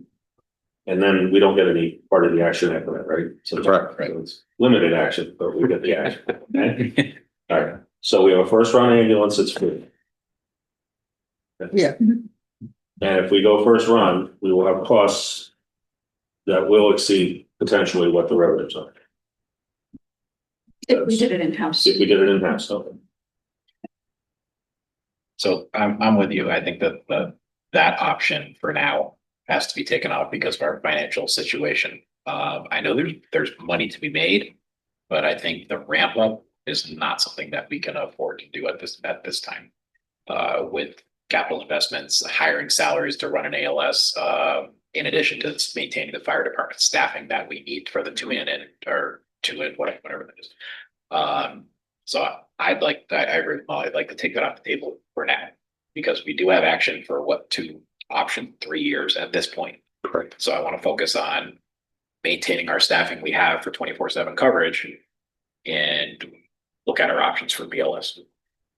I agree with that. So does anybody want to have the full push for the movement to go ALS in-house right now? And we're not saying that it's never going to be a conversation, just right now. That really wasn't the discussion at this point. It was still, we were under the understanding because of where we were at. Again, we realized that we told you it was going to be at least until the end of 2025, just until we could start responding as ALS. Right. So we understood that we were asked to put those 3 tracks together. Right. And then again, ultimately, if we did go full ALS, where we would be bringing in the revenue for ourselves to support leveling off the fire department budget and then supporting a majority of the ambulance budget. That's where we would need that additional staffing. I understand the overhead and all that other stuff. So that's stuff we have to look into, but there's additional calls that we're anticipating as well that I think, we're working on it all the time. So. So then if it narrows it down to the stay the course, again, my understanding, stay the course with what we're providing right now is the fact that we have this staffing that, again, the 2 people have said we're interested in retaining, but recognizing that their primary responsibility is firefighters. And if they happen to have BLS calls that they can go out on and we can get that revenue, that's great.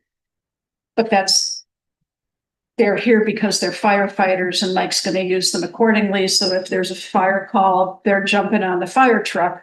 They're not worrying about jumping on the yellow ambulance, right? I mean, so that's the 200 or whatever calls that we're getting today, Mike, right? About 200.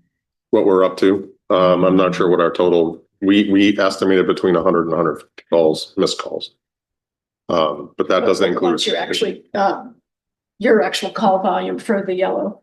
Yeah, we probably Yes. the last, since January 1st, it's almost been 10 to 12 transports a month so far, and that was moving last year. Okay, so not even. 200 bed. And then, 60 or 70. but there's even calls that we've actually had that it's the, I'm a brain fart, I can't even, but we've actually had 3 calls in town at the same time. So it's Action, our ambulance and Amherst or Northampton. And that's been happening multiple occasions, more than last year. Right. Those are overlapping calls. And yeah, and just remind, so it was 7 years ago, or the 7 years we've been with Action? 2018, July. Yeah. So 7 years ago, the only responses to this town were from Amherst and Mutual Aid. Correct. And we So- were paying a lot more. And we were paying a lot more, but I mean, just give, so this 7 years in, this is where we're at now. So I think the conversation between what I'm calling is just status quo. And what Linda and Mike were raising is the chief right now, when we met last time, was talking about putting in an application so that we would go have the ability to go ALS, which takes a certain number of months to get approved. It goes through the hospital and all that stuff. But what comes with that is we would be committing to obligations, because after our last meeting, we went back and reviewed the contracts, the collective bargaining agreement, so that some of the folks would be eligible for, and we would be committed to providing a higher pay rate and the training that goes along with that. And so if that's a direction we want to go in, that's going to impact the, the bottom line, and this would be that much more. We actually have those employees though. Those employees are already part of that plan. Yep. So we already have paramedics that are on the department and getting paid those salaries. And we also have 2 that are actually ones that's over a year into the paramedic program. So because our presentation to you is by, July 1st, we were going to have that application in, which it's ready to go out the door. And again, I don't know. I think Walt had something to say. I don't know. My biggest thing from that ambulance meeting the other night is when the president of Action Ambulance says off of our ambulance in Hadley, they paying everywhere from the janitor to the president is getting paid roughly $1 million. And they're still profitable at the $1 million. So to me, that is a way to keep our employees that we have, so they're not going to be looking at other towns like, hey, I really want to be a paramedic, and a fireman comes with it. So we're keeping them and we're taking all of the cookies instead of getting a piece of the pie. We're getting the pie and the pie that's coming out of the oven with it. So to me, granted, we just signed a contract for 2 years, but I still feel that having that paramedic license getting submitted for July 1, which Mike and his guys have worked hard on. I also thank all of you guys for all of your hard work and budgeting. That is a lot. But I feel that that license still should be submitted, even if it's just come September when UMass comes back and they're calling every ambulance in the tri-state area to go to UMass, that's revenue that it's coming here. And I hate to say we don't have a lot of fires here. We do have a lot of calls, but those guys could be going over there and bringing in revenue, which would probably offset 1 or 2 of those, or at least the shift's worth of revenue, I would imagine, would help just by mutual aid to Northampton and Amherst. But if we don't submit that application, all of their work, you literally just opened a window and we threw it out.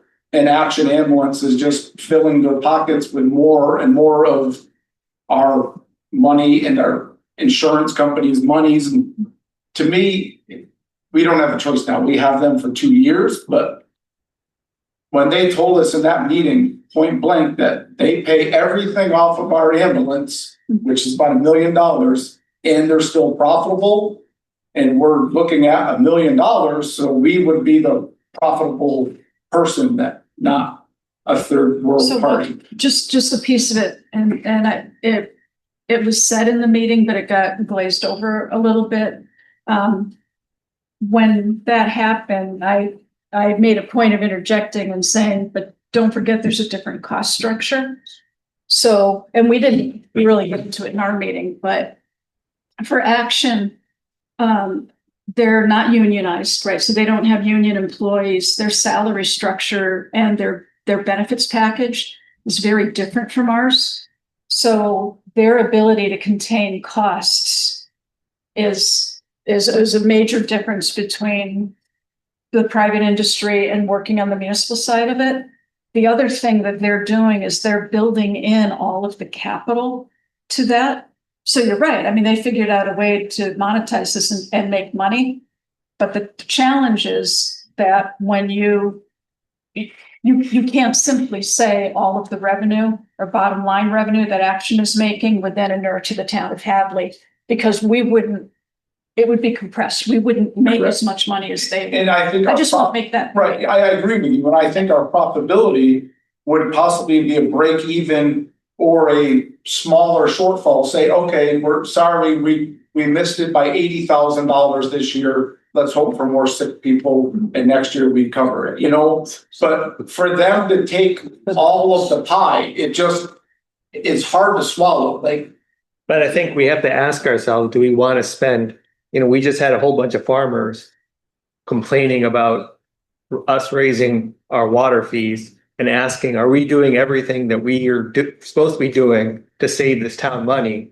And maybe it's $80,000 and we can say that, but it adds up. Oh, for sure. And we have to go and make decisions for this town to go and say, are we doing everything possible to save this town money? Whether it's $8 or $80,000. And I just want to make sure that people, especially after seeing those hardworking people come here, and to them, what we're talking about is a lot of money. So we have to be respectful of that. I just want to make sure everybody understands that. And in order to pull it in-house, we actually have to add to the existing staff that we have. Correct. In order to meet the staffing requirements. Right. So that's why But at least for now, at least letting them submit their application for ALS, because you are not going to get called as a BLS ambulance to go to UMass or Northampton. Is that correct for saying that, Mike? It depends on how far Right, down the they list. could have a sprained ankle or something, but I just want, 10 calls, they're going to want a paramedic because you can bill for more money. I just want everybody to know that we're not, again, we have the staffing right now. So we've been planning and prepping to have one paramedic and a basic on each shift. So we're not, that budget is what you're seeing now for the status quo. So again, we are just looking to enhance the services that we're going to be providing to the town of Hadley. And again, I understand we're trying to find every nickel and dime, and I completely understand the hardworking folks in the room too. And I feel that myself. And I just want people to know that there's a flip side to this, is providing the quickest and the best patient care for our residents too. So when our primary ambulance is out, I don't know what's going to be left in this area.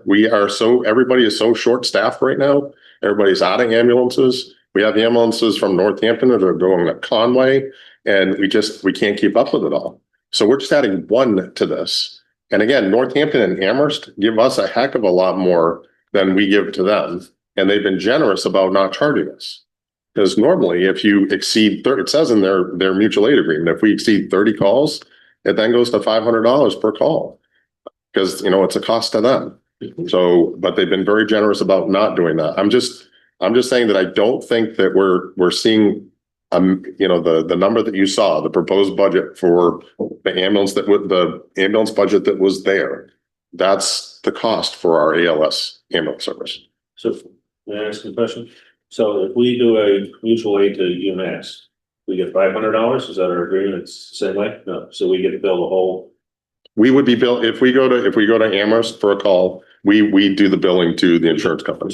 So it's just. Yes. So right now, as a BLS ambulance, if we have a call in town that we go to and it's an ALS call, we have to request mutual aid. So now we're tying up two ambulances, and basically we're billing it out at an ALS rate. And then we pay Amherst or Northampton their intercept rate.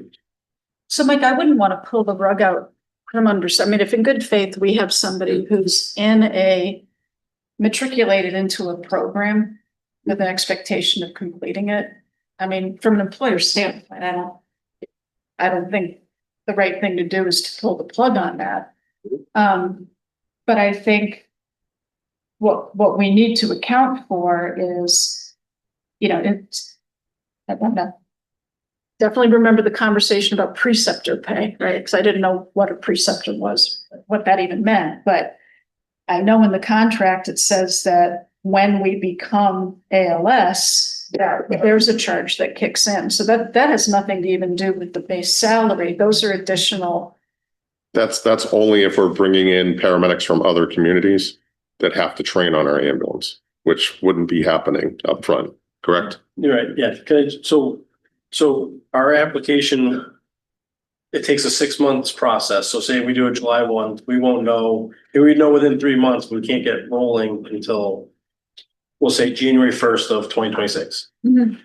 So the way that we have to present the license is that the first year, we only have to provide 8 hours of ALS coverage. The second year it's 16, and then the third year it's 24/7 of providing to have a paramedic on the ambulance. And that's not primary It's not service. primary, that's just for second calls. And that's not going to have staffing info.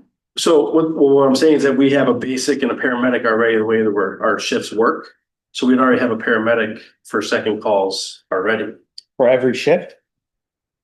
Yeah, Not for every shift. right now we have 3 paramedics and we're in the process of hiring, so we'll have 4. So we'll have 3. And then we have 1 in school that's already halfway through.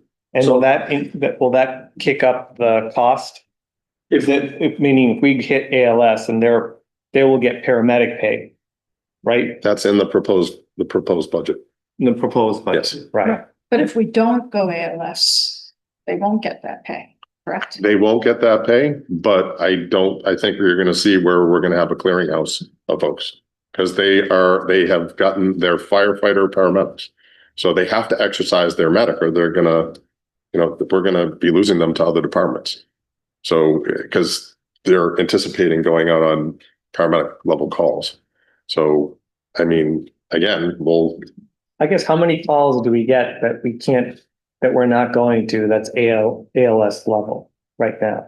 On secondary. Yeah.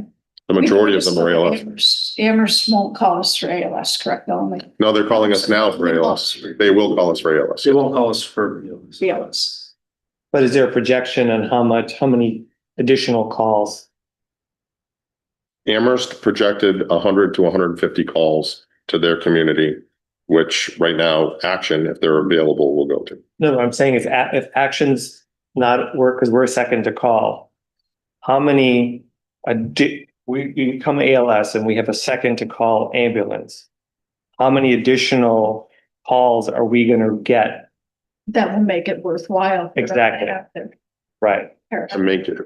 So I guess, because you're talking about, if we go to ALS, we're going to offset it. Right now we're BLS, we get roughly about, I don't know, $80,000 a year somewhere. 60 to 70. 60 to 70, I should say collected, because the billing is probably more than that. But if we go ALS, second to call, because there's areas that are not calling us, do we have an idea on how many of those calls that we're not receiving are we going to receive? I'd have to get an estimate from the communities that are around us. Northampton doesn't call us yet for our ambulance. No, I'm saying is that, and that's what I'm trying to say, is like, how many times are they calling? Amherst calls 150, they estimate 150 calls. I'm not saying that Action goes to all those 150 calls. But it wouldn't be Action. Action would go, and then we do our second ambulance. is Would be ALS. responding in Hadley, yes. But if it was, you're saying they're not calling us because our Hadley's ambulance isn't Not ALS. Correct. So if it was ALS, how many more additional calls are we going to get? I don't have that data. I'd have to, I don't know. Because I think we need to have the difference between the two of what's the compensation, the income for investing into an ALS as to getting second call, because we're already committed to the contract with Action of how many calls. I can see what you're talking about and the revenue generated compensating the difference of ALS. Now, when it comes to this ALS application, as soon as it's given from right then and there, say if it's July 1st to December 1st, right that time at December 1st, then that pay increase starts because the bus or the town is considered ALS? Or is it, say, if we're trying to financially figure out this ambulance situation, we haven't figured that out yet, but we are, compliant to ALS, does it automatically, because we're ALS, we're not fully equipped for, 3 24-hour shifts, automatically does your staffing with their fire department and paramedic, do they instantly, right then and there, get that pay shift? For both. For both or different, is there an increase in pay instantly, even if we're not prepared to riding financially the bus of trying to figure out how to pay for this? In other words, we don't have an ambulance service. Say if we don't have an ambulance service, but we got the permit and application, it passed through instantly December 1st, are we paying increases on our paramedics? Because we have a paramedic, yes, because of the union contracts. We already have folks that are paramedics, so they're already receiving that as part of. We're already receiving that, but as soon as we, I'm trying to say, can we get the permit first and then try to financially figure out the bus situation financially for us that. If you apply for and get the permit, correct me if I'm wrong, once you start that process and you start providing the 8-hour paramedic service, you have to continue. That's what I mean. Oh, okay. Yes. That's what I want to know. You It's have to like, then provide is it for us 16 hours and then 24. And if you stop, they'll take your license from you. Okay. And so that's what we're trying to. But you know where I'm talking, this is where I'm kind of going. Yes. It's like, So once you start. this is either a go or no go deal when it comes to this Yes. ambulance to making That's it it. ALS. It's a And go then- or no go. and they But will the have to- application, they will they'll have cut to us out and say, okay, you don't have the permit anymore. You're done. You got to reapply in 6 more months. Well, I don't know how that. Or you know what I mean? It's a go or no go. Ultimately, yes, they will have to ensure. We would that drop back, the we would have to drop back to a BLS level for. So you said that Amherst won't ever call us for BLS. Why is that? We're not sure. So is it a personal problem or? No. Their standard is that they want to have an ALS ambulance responding. Because it makes money. So, well, that, and then like I said, if we respond to a call, if they call us to a call in Amherst, and it Yeah. ends up being an ALS call, we're gonna have to now call another ambulance to come and intercept us again. So they're trying to eliminate that. So how do you know if it's a BLS or an ALS? You just send Sometimes ALS we and hope can- for the best or? Sometimes we can get it from the dispatch, but a lot of times it's the nature of the call. So anything, a syncopal event, chest pain, drug overdose, Evan, you can list more, but some of them it's an automatic ALS call. So if they know it's a BLS call, they still won't call us anyway? They still won't, correct? But all of Amherst's ambulances are ALS. And their correct? engines. Yes. So that's the problem. So that's just their standard of care is just an ALS unit responding. The other thing is if our people are out on a fire call, that ambulance is not getting staffed. Right? Well, if people come back for a callback. No, I'm saying if they're out doing fire things. Yeah. We don't have an ambulance service at that point. We have action. No, I'm saying is Hadley ambulance cannot respond to No, anything. Correct. It would be a mutual aid ambulance. It would be- Right, so because we talked about this before, to really recognize the full potential of the revenue, you really need to increase the staffing so that you're adequately staffing. We talked about, you said +3, +7, which I understand. But right now, you're still gonna have those situations where the guys are gonna be, the firefighters might be out doing something. There could be a second to call. We're not getting any revenue. That ambulance is just sitting there. And we're vice versa. The ambulance is out in the call and you don't have enough for fire unless you have the on-call guys.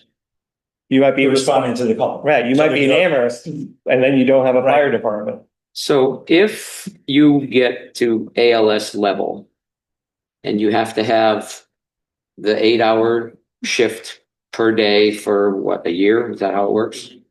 So how do they keep track of what we're doing? And the reason I'm asking the question is to what Shardul just said, if we have this ALS service that we're talking about potentially working into, and we have staff for it, but there's a fire. And that person who would take the ambulance out is now dealing with a fire, and we don't have ALS staff right then. Is that going to trigger, you're done? It would trigger a mutual aid, But it's just like it happens with Northampton. But the ALS, I'm concerned with the ALS license. Mhm. If we get that and we can't provide every minute of the 8-hour No. shift, It doesn't work. It doesn't work that way. No. So if we get called out for a structure fire and it's all hands on deck for a fire, Mhm. we don't get punished for that 8 hours because we've been working on fire for 4. okay, So that's not, right. And then something, something else that I just want to be clear on is you, Chief Spanknable, are saying that what is in the budget right now will allow us to get our ALS license and basically do what I just suggested for a scenario.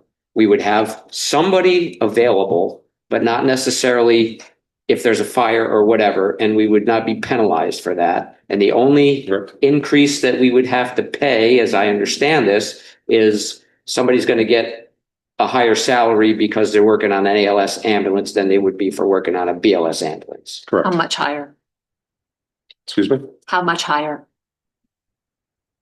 And that's only for the first year, right? Because then every year the hours. And then 24. Which is additional staffing? Do they have to get No. training too? Yes. Yeah. When's the additional staffing? He says it's increasing year after year. So, and- The license says we just have to staff it 8 hours for the first year. First year, 16 hours for the second year. which is additional staffing. It No, wouldn't be, because It's we not. still have a paramedic in basic, so it would. they work a 24-hour They shift, work so 24 it's, hours. Your plan says I either need 3 more people or 7 more people. And now I'm hearing we can go ALS indefinitely into the no, future. just, without- we're talking about status quo. Second call. Just for second call, status quo. First call. Yeah, the seven. Just like we're doing with the BLS ambulance The service. right now. 7 staff, Linda, it'd be if we went ALS only, when we got rid of action. We took over all ambulance services. The way he's speaking now would just be what we have as a secondary option for second calls. forever, correct? Which So- you have. If you want to know a rate for an entry level, a step 1 firefighter EMT basic is $24.21 an hour. A step 1 firefighter EMT paramedic is $25.70. And that's the pay that, The high end, if they go up to step 10, you're talking about an entry level rate of $33.01 or $35.01. Mike, I'd like to go back in history. There was a time when we had it all on control fire department except for the. How long ago was that? I started in 2005 as the first full-time firefighter. I wasn't the chief at the time. Okay, When I became chief in 2013, I was allowed to bring on board somebody to assist with the fire prevention. So we worked 2. so there were And- 2 full-time paid people and everybody else was still on call. Correct. And that was only 12 years ago. 2017, when there was the chief and 2018 is when we went to, 2018, when we brought Action on board, is when we brought on 4 additional staff that were manning the station, 12-hour shifts, 7A to, or 6A to 6P, no overnight coverage. And that we had been working this process of how we could bring revenue in to support that. Additional fire. But No, thank you. additional fire services. Yeah. So it's top fire So, coverage. but what I'm saying is, it hasn't been that long and the town has needed this coverage because of what's happened with people who are no longer available for on-call in general.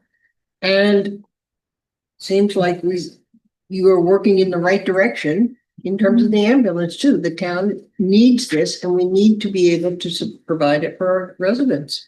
Yep, Well, we do have an ambulance service. That's the thing. Yes. Yeah. Yes. So I feel like we've been kind of going around in circles for like, Wait, we have an Months now. ambulance until November, what I'm hearing, and then we don't. Second. No, we're just talking the fire personnel here, actions part of the, because they're free. We have 2 ambulances. So- And they're here for 2 more years, actually. What money is going to run out in November in the fire department budget?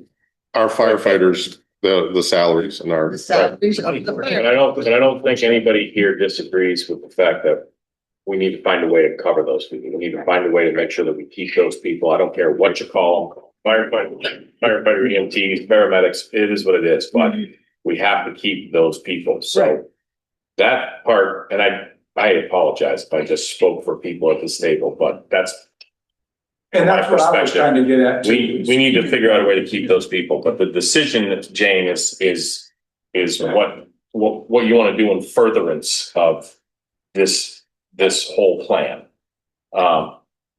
Because again, once we start down this road, we're going. I mean, right? So I think we're clouding the discussion with potential revenue from second calls, a potential revenue for ALS, the potential revenue for BLS and all this other stuff. These are all projections. And the reality is whenever we make projections, and this is not against you, they never come to fruition, at least in the near term. And so we can make our most conservative estimates for revenue generation, and we typically miss them by 5 or 10 years before we get to what we projected. And that's just the reality of town municipal operations. So I think we really just need to focus on the salaries that and the money that we need to cover in order to get through this next budget period. And any additional costs, whether it's an ALS unit, a second call ALS unit, whatever it is, in my opinion, it needs to be put on hold until we figure out how to maintain the firefighters that we already have on staff without layoffs. But could I just ask a question? though? So if we eliminate the expense side of our BLS ambulance that we have going right now, that means we would basically, you're not gonna have an ambulance. So because the ALS money that we would need for the expenses is the same as the BLS one. So the budget that was proposed was for moving forward to ALS, and it's the same thing. So that's what I'm concerned about is we would be, if you want to only put forward the salary side of it to have firefighters, then we're not gonna have it. So what is the cost, I guess, or what is the, and I don't care about revenue generation. I'm talking cost. What is the exact cost in order to move forward with either maintaining our BLS or upgrading to the ALS? Because you said it's the same. We've estimated at $125,000. That's the expense. So that's certificates, that's paying for our billing service, the 4%, that's paying for certifying equipment. medical equipment, upgrades. It includes, our DFib pads and all that kind of stuff. Yep, but it doesn't include capital. Can you pull up, I mean, we have some documents on here for this whole discussion, and each one has a red number at the bottom of it. Additional unfunded requests. Those are like very likely that's from our original budget presentation for FY 26 that was at town meeting. We had that number in there to show the additional requests that every department had for added items, meaning more staffing, new programs and things like that. So that is very likely what they were asking for as their, what Mike was tasked with as far as his 3-person track or 2-person track, but it was different at that point in time when we put that together. So that's. Amy, just so you know, you're probably looking at the 304. Is that what you're looking at? Yeah, I was looking at, well, there's 312. Yep. Or technically 313, and then there's one that's 284. Right.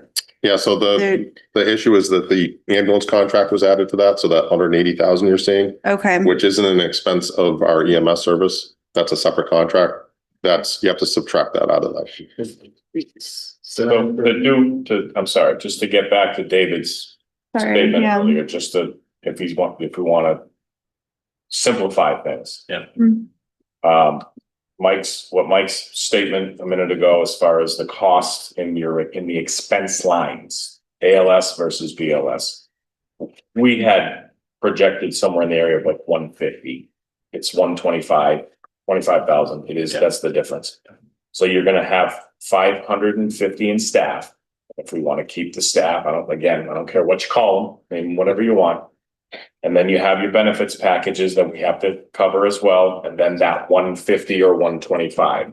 That's where Linda has the projection at the 900. So if you took the 25 grand away, you're talking about 875. And that's what you need. And if it's the same for BLS versus ALS, we are right back to a philosophical decision, right? Because the money's the same. So you have to decide again. And the where you're going. the problem is, regardless of whether we have an ALS or BLS, we still have a massive shortfall just to maintain our current staffing, no matter what. So it's just a matter of, do we want to add to that shortfall in order to have the second call ambulance? But there's another factor, which is the second call ambulance as an ALS, second call ambulance will have added costs that may have some increase in revenue, but it might not offset it. We don't know that yet, right? We may break even, we could lose a little bit more. Yeah. Okay, and I just feel that if we're going forward with a proposal that includes an override, and we're going with the ALS application, and I'm not making a statement here, I just want us to have the numbers in front of people, because this is what we haven't done in the past with other expenses that come with what we purchase, is that we need to know what those numbers are gonna be, and if in some reasonable pro forma projection forward. The other thing I wanted to clarify was, when you said we wouldn't have an ambulance, you're talking about a second ambulance, correct? I've been hearing from people, that have been hearing from other people, that everybody thinks we're not gonna have an ambulance in this town, and I think we have to be very clear, we are only talking here about second ambulance. We have a first run ambulance, which we've had for many years through Action as well. But we have a first run ambulance, and the question is whether we want the added service to continue that we've had in the last couple of years with our own ambulance service as a second call. So we essentially have two ambulances, and that also brings up our fire department to a full staff level, as long as they're not out on the ambulance and vice versa. So we're not up to full, but it is a potential of an increase in service depending on the time. And I think it is important too, that we start referring it as a second call ambulance rather than an ambulance, because I'm hearing from all kinds of elderly folks in town that think that, well, now we don't have an ambulance because if this override doesn't pass, and that's not the case. So I think the messaging needs to be clear. Might not have a full-time fire department. The override, that's the bigger issue. Yeah, we still have an ambulance, but the issue is staffing. So we might need both. Right. Well, you're right. So we will have a. So the question that I'm hearing is, are we trying to maintain status quo with the staff? And that cost is X minus the 125? You're about 870. You mean just staff? Well, is that what we're deciding here? Just human being? No, you have, the way I see, you have three options. Three choices, yeah. Three choices. You can get rid of your ambulance, your second call ambulance, that's what we're calling it now, second call ambulance. Get rid of it altogether. Sell the ambulances that we got at a fraction of the price, whatever it is you want to do, and keep your staff and have a full-time fire department. That's it, with Action as your primary. Second choice, as I see it, based upon what's been being discussed here, is to pause the movement towards ALS and keep a BLS ambulance, which is what you have right now. With your staff, the cost would be the same, but you wouldn't be on track to continue towards the ALS primary, or doing the 8 hours, 16 hours, 24 hours. Yet. And you would still stay in a position to be able to do it. Whereas if you did plan one and you eliminate everything altogether, you're cutting yourself off at the knees. Right. And if you ever changed your mind. And then the third plan is to continue what the original plan was, which is continue towards ALS, put the application in on July. And then as the steps progress, you must hit those milestones and do the things that are necessary to keep the licenses. So That's how I see it. Again, for second calls. For second calls. right. So you're saying that there's no additional. So Based upon what we submitted, it's. So in other words, you might as well go ALS. Correct. That's what we're trying to say. There's no future, but is there any future exposure in terms of salaries? Yeah. Yeah. It's different. Yes. Yeah, the difference. Yeah. But that was budgeted, but they're going up on a higher pay scale. So they are going, so $5 an hour up to Okay. $35. And there's. The staff that we have right now would be going up on, they're on paramedic, the ones that are paramedics now are on that paramedic scale. So they would be going up on that paramedic. would they normally be going up that scale regardless of ALS or BLS? If they were hired in the town and they have their paramedic, then they are a paramedic. Is paramedic required for BLS? No. No. Okay, so So for future is- hires, you can. EMT is so for I'm BLS? thinking about in EMT basics. people, we don't need to hire. I mean, we want to use the ones we have, but Different. EMTs. So or Would for save BLS. money by reducing the skill set, Yes. right? And again, the service that you're providing for second calls to your town. So is there, my grandson is a firefighter in Northampton, and he asked me, are we getting rid of our ambulance because the Hadley people who are potentially firefighters are looking to move if we're not gonna keep Yep. it?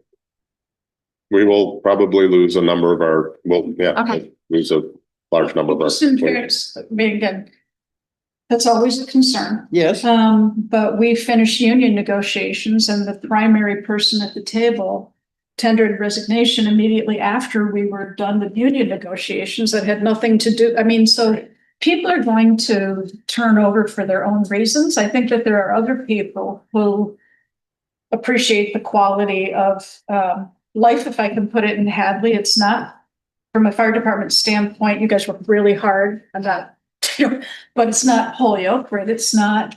So people make decisions to come or go for a variety of reasons. And I would hate to have us, having to work with the assumption that everybody's going to walk out the door and we're going to be left without a fire department. I don't think that that's fair. As a matter of fact, there are a couple of people on the fire department who have no interest at all in becoming paramedics, right? So it's not going to, shouldn't affect them.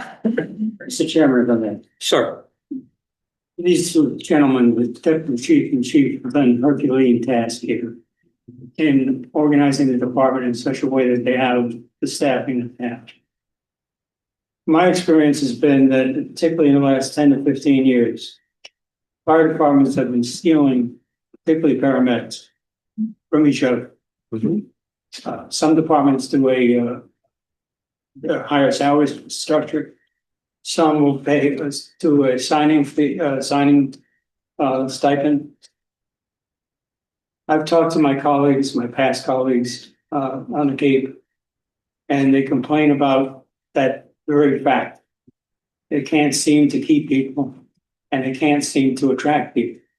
Firefighters, are not what they used to be. They're different today. And I don't mean that in a negative sense at all. But they're trying to make a living. So they'll find a department that they start in, Hadley, for instance. And if they find a niche somewhere else at a considerably higher salary, they'll take that. And it's very difficult for Mike or for Evan to find people to replace those people. So you've got to try and attract people and maintain them.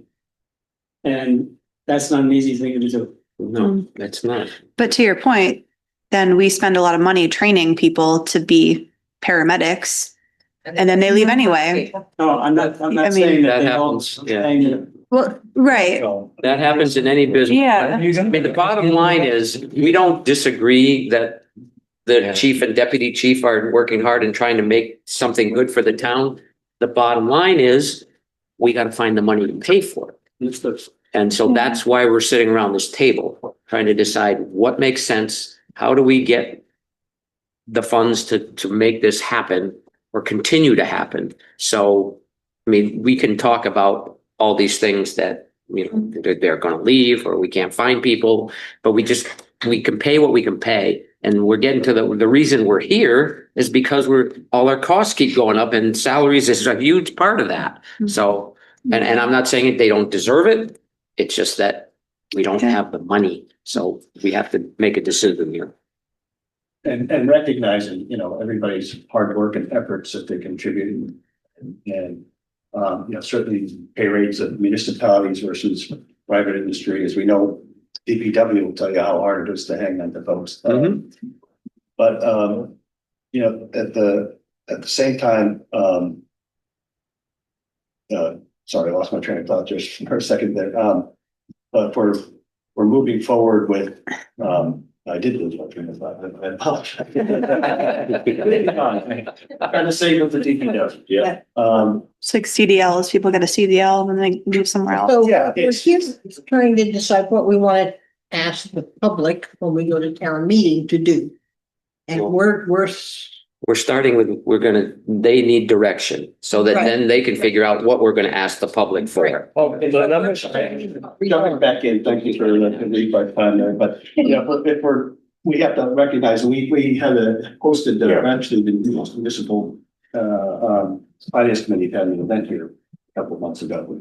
And there were other towns here that we asked them point blank about their ambulance services. And we have to recognize that this is like any other service in town. This is not, everybody's in the red. Nobody makes money with this. You know, there's a lot of indications out there that, you know, sure, you can make money with it, but no, it's a service that we provide. And, you know, how much can we collect to offset those fees? But the fees will continue to grow. The more service we provide, the greater that deficit will be. And that's what played out with talking with other towns in the region. So we just recognizing that going forward, this is part of the decision we have to make at the state. Well, can I throw out another thought, just kind of maybe getting what James, from a strategic standpoint, as we're talking about override, right? That's what we're heading for. I worry a little bit about the messaging too, because I feel more comfortable going in saying we are trying to preserve the services that we have today. Except for this one area over here where we're actually ramping up a little bit at the same time. And I wouldn't want that to shoot us in the foot. Because it gets stuck in people's head, you know, oh, well, they want their cake and eat it too. They're coming for the money, but then they're also gonna, you know, kind of slip this little extra in over here.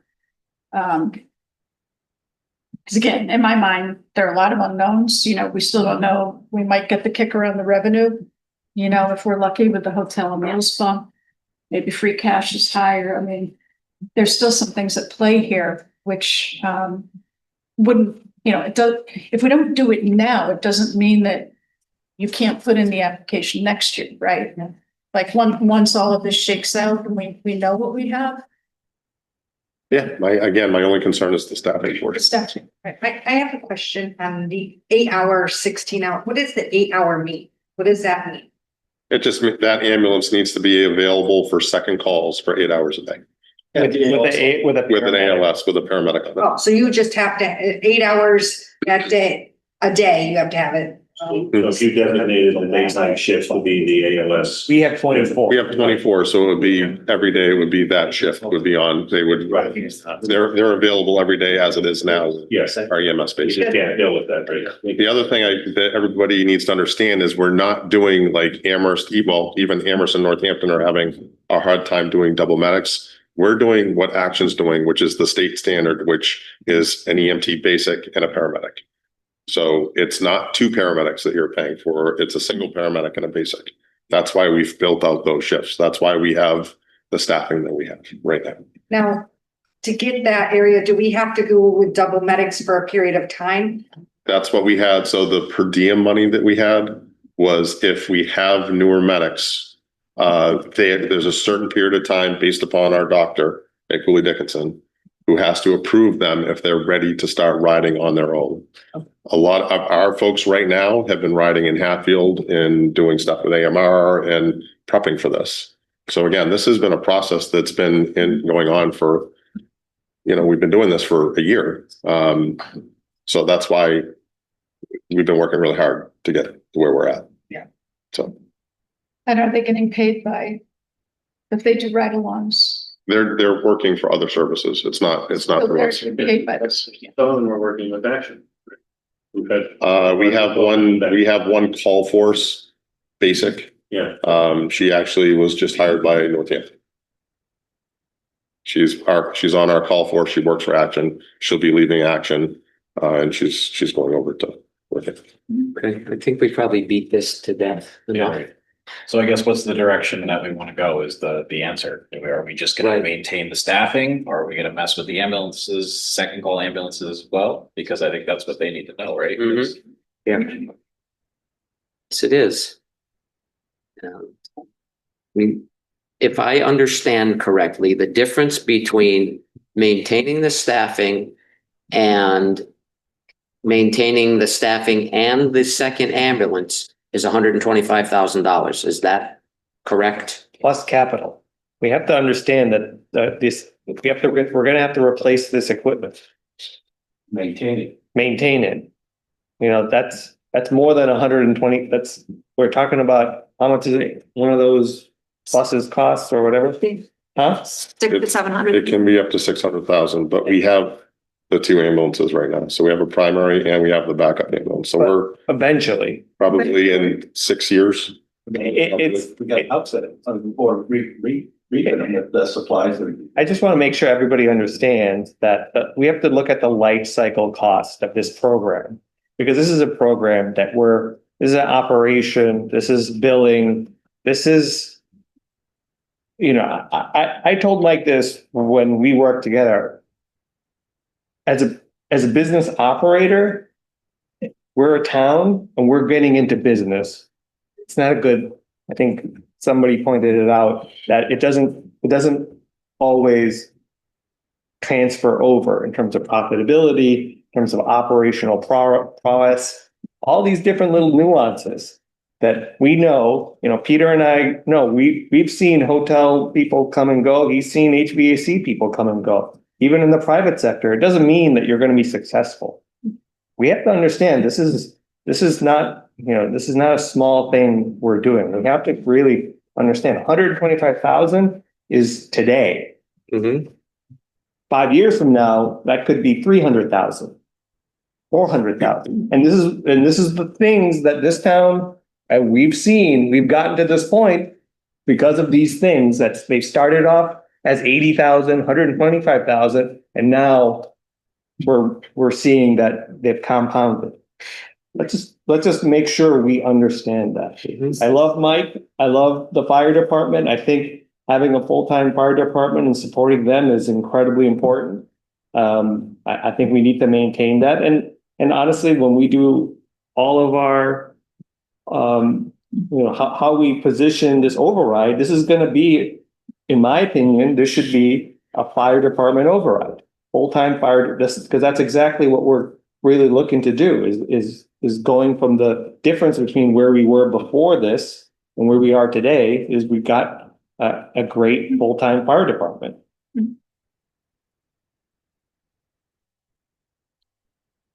So it's 125 on top of.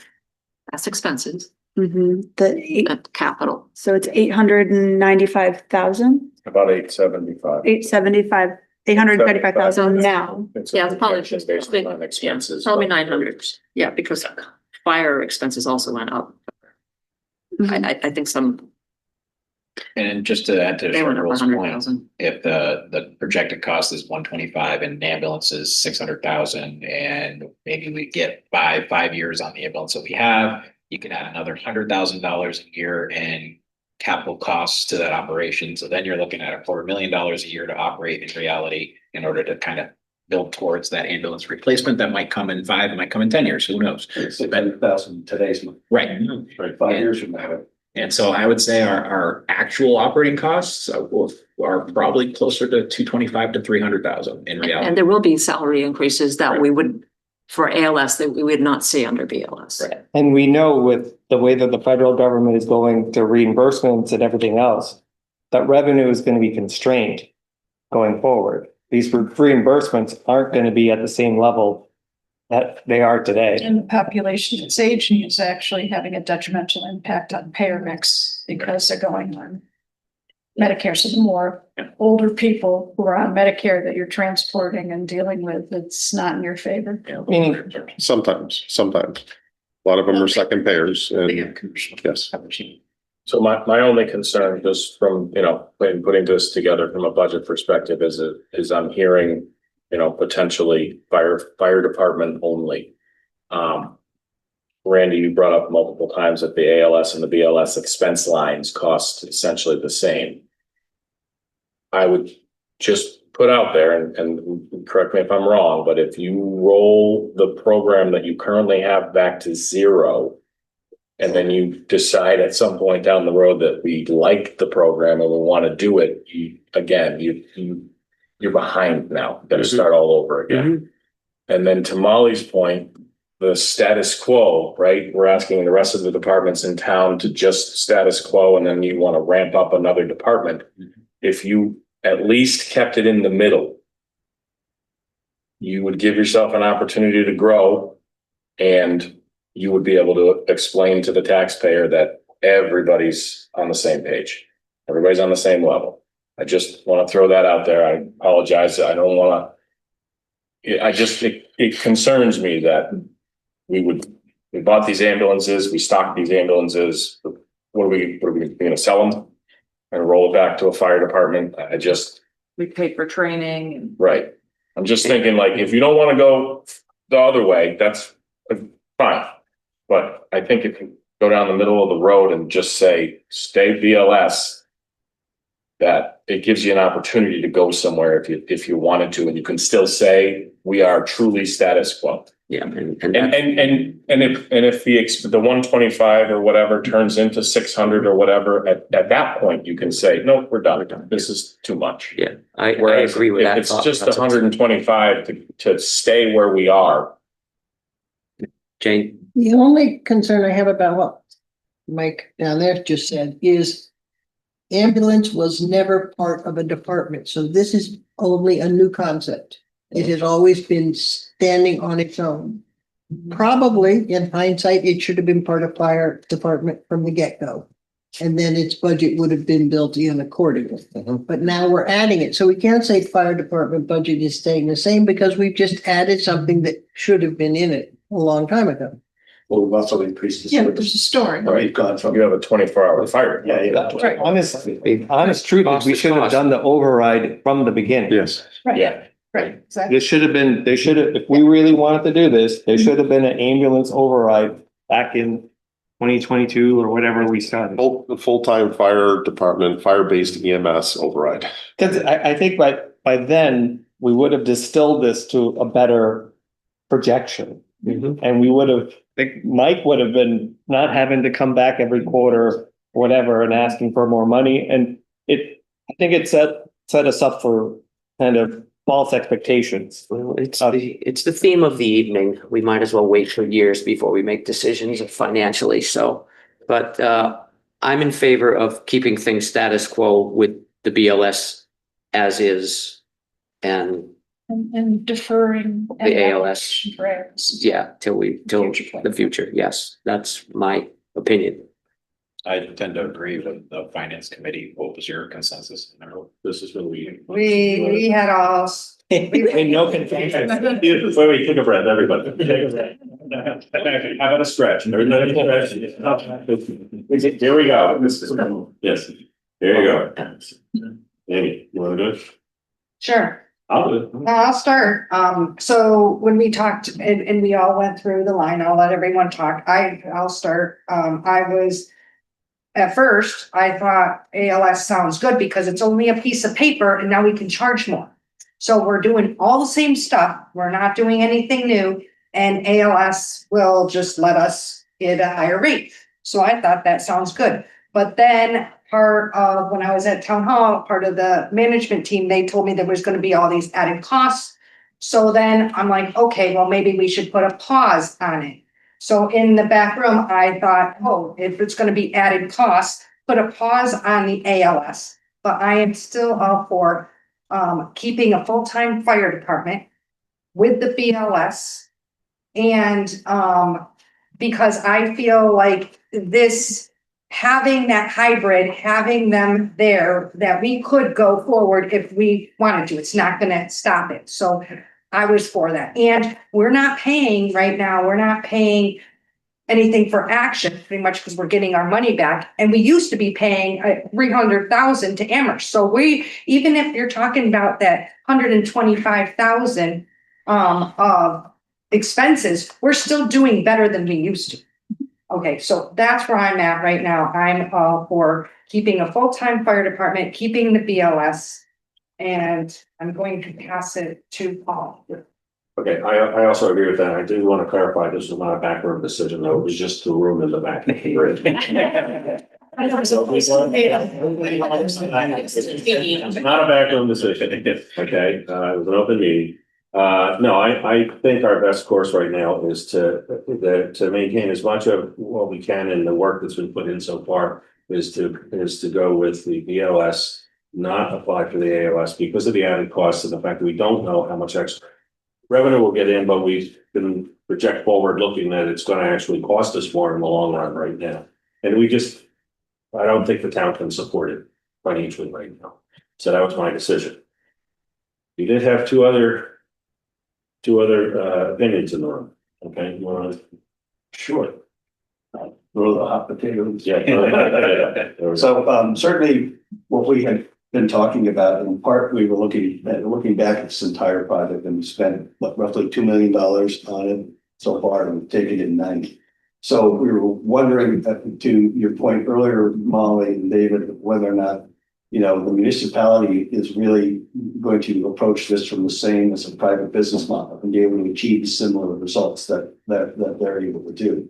So we started thinking, well, we already have people on staff who are full-time, are very supportive of that, begin to question, whether or not the ambulance service is ultimately going to realize what we thought it would.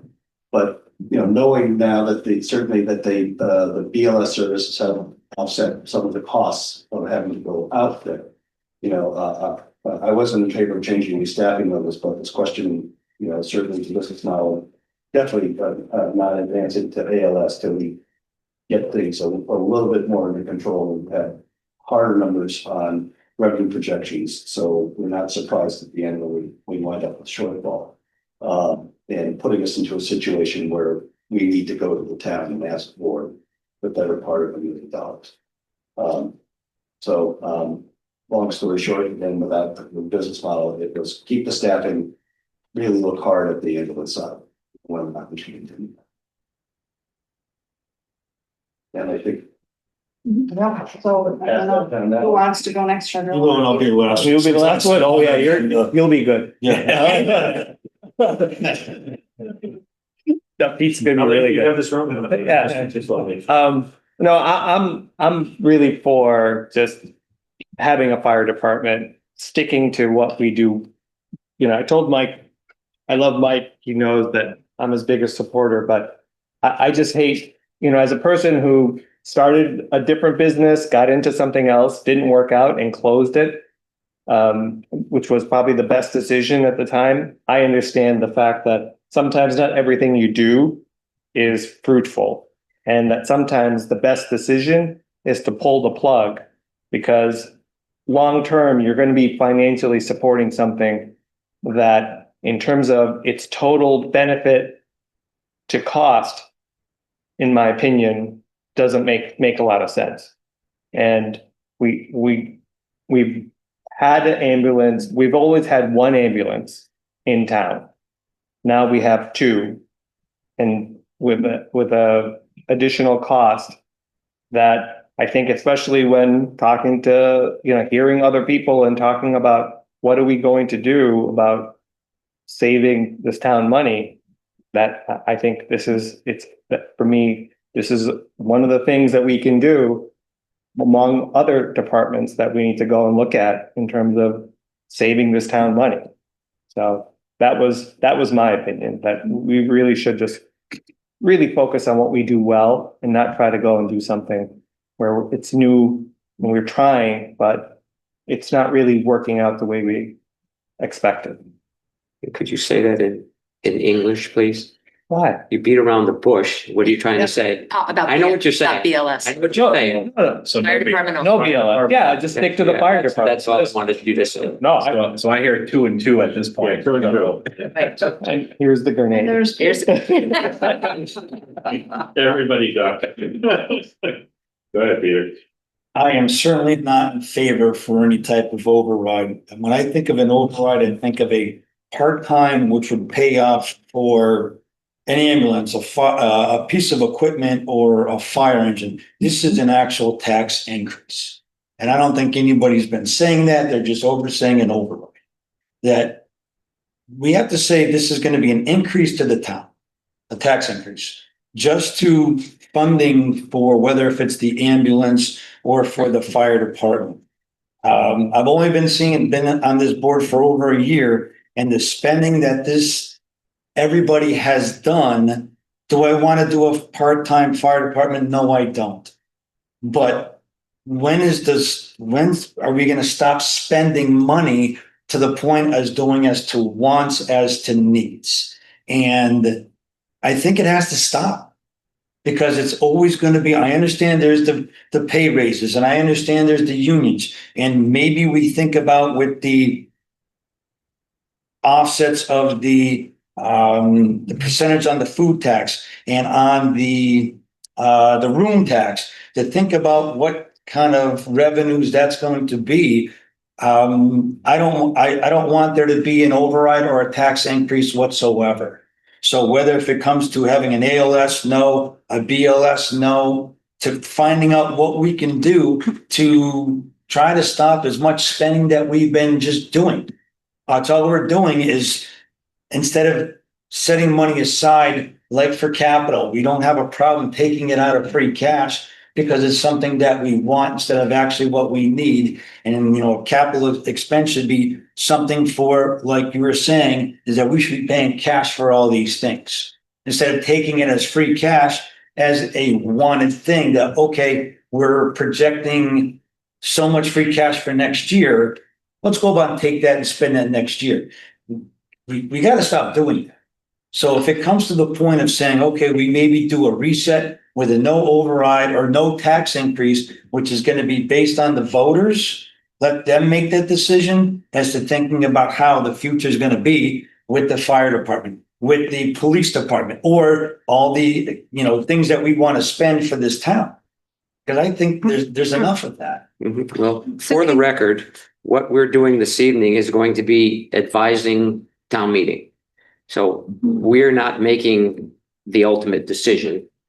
Town meeting will make that decision. So whatever decision gets made this evening will get brought before the voters at our special town meeting.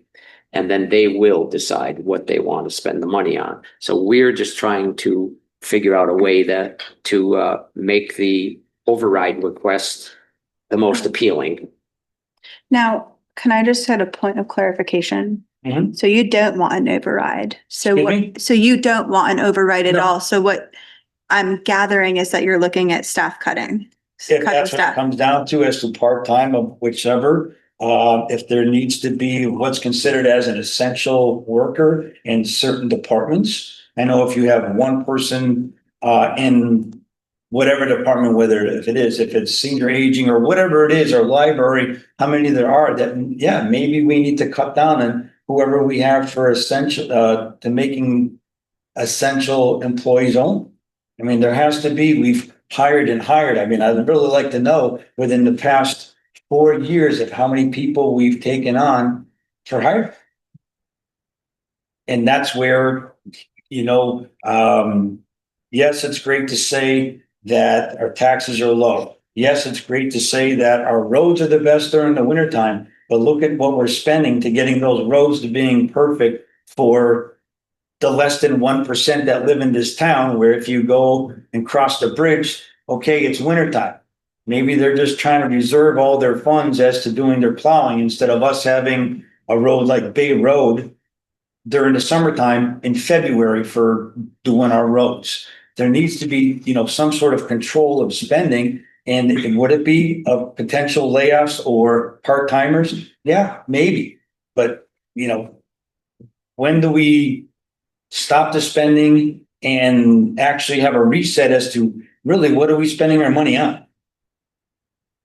But that's as to when we bring this to our special meeting to the town. So now it's your turn. Well, so I gotta pin you down on this now. So, Sure. So you had 2 for maintaining just the fire. And you had 2 for maintaining the fire and the ALS. BLS. BLS. Second ambulance. Second BLS. So I guess the third option, which would be the staff cuts rather than maintain the 24-hour staffing. Yes. Okay. All right. So a halftime fire department, that's what you're saying. Well, he said wherever the cuts may come. Yeah. Based on. Right, I mean, Yeah. that's how we're doing it now, but we're putting the crosshairs on the fire department where, what about other departments? Yeah, well, the good news is, between now and the special town meeting, we're all gonna get a bite at that apple because we need to be prepared if the override, assuming we propose one, fails.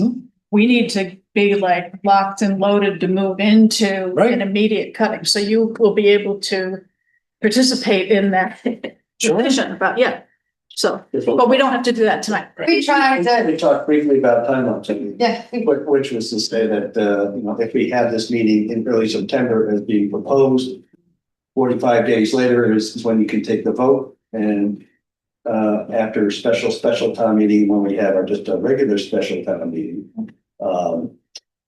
then, if it doesn't go through, we have some time to, right after that vote, but it's 45 days later.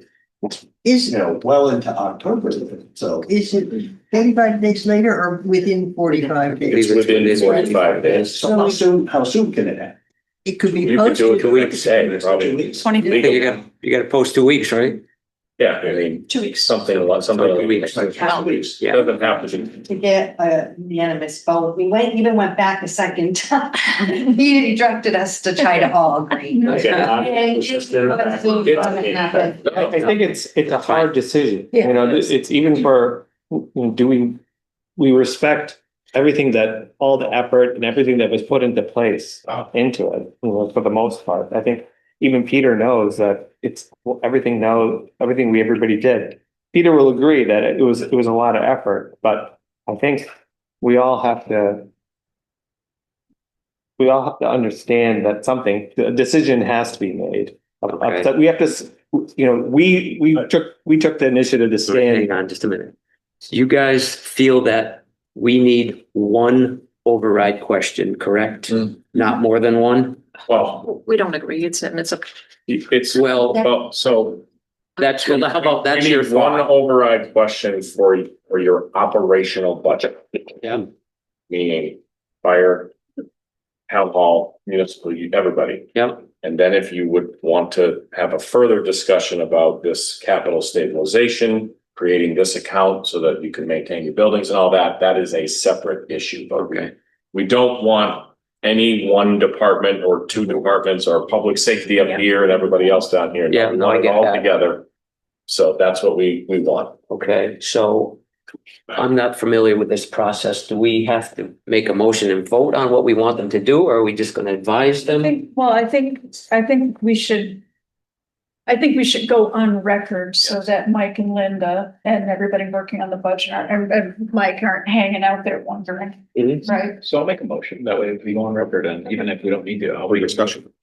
Yeah, no, we're done discussing. Well, could I just make one final statement to you on this? Because, you have 2 boards that are making a decision on a pretty important thing that, we're asking just to move forward to an ALS service. And again, our discussions, he talks the business side of it, and I talk what I feel is best for our community, for the service, and the best possible patient care for our residents, even if it's a second call. A second call doesn't mean it's any less important, especially when you're having a stroke or a heart attack. So want to throw that out there. We have worked tirelessly to get this application ready. You have the doctor from Cooley Dickinson that would love to come in and have a chat with you about how important this resource is as well. We don't disagree with that, Mike. No, but what I'm just saying is we'd like to because I understand there is a capital cost down the road. But again, we did say that we could just then stop it. What we're saying is, why aren't you allowing us to move forward with our ALS structure? Unfortunately, the road we're going down is very short right now. And so, David, what were you gonna? No, I was gonna make a motion that we direct the finance manager and the team to move forward with maintaining the 24-hour staffing at the fire department that we have, as well as to maintain our second call BLS ambulance funding. And then if that fails at town meeting, then we get Peter's option, which Well, is. we have to prep for it, right? Because not just based on 10, 12 people here, it's based on 5,000, well, only 1,000 people voted for the. All right, so David made a motion. What thing we do? Correct, just the BLS for now. And I think we'll get there eventually, but unfortunately, the money wise, it's. Yeah, so David made a motion. Just point of order, does that mean applying or not applying? Not applying. Not applying. We're tabling her. Yes, not saying no. No, it's not this year. Until. So, but you still want us to continue at the basic level? Correct. So we're still gonna need that expense side that you're discussing, right? Yeah, Correct. Yeah. so, Right. yeah, that's, yeah. Okay, I will second that. All right, motion by David, second by Molly. All those in favor on the select board? Aye. 25. I. All those opposed? Aye. Is that a say? Nay. You say anything yet, Amy? No, I didn't say anything yet. What would you Sorry. like to say? The first one, yes. Motion passes 4-1. You guys, if you wanted No, I'm to. gonna make a motion to adjourn both our previous meeting and this meeting. Second. Okay, so do you need us? No, I don't think so. Like I said, this is advisory. Yeah, just before you go to, so the ambulance oversight's posted too. So somebody want to make a motion to adjourn? Let's finish our. Oh, sorry. All right, all in favor? Aye. The ambulance oversight. Ambulance oversight, so motion to adjourn. Motion we adjourn. Okay, motion made and seconded. All those in favor? Aye. Thank you all very much. Thank you. Yeah, got it in my bag, Andy. All right, Yeah, so. we gotta get Scott out of here. Straight up, straightforward.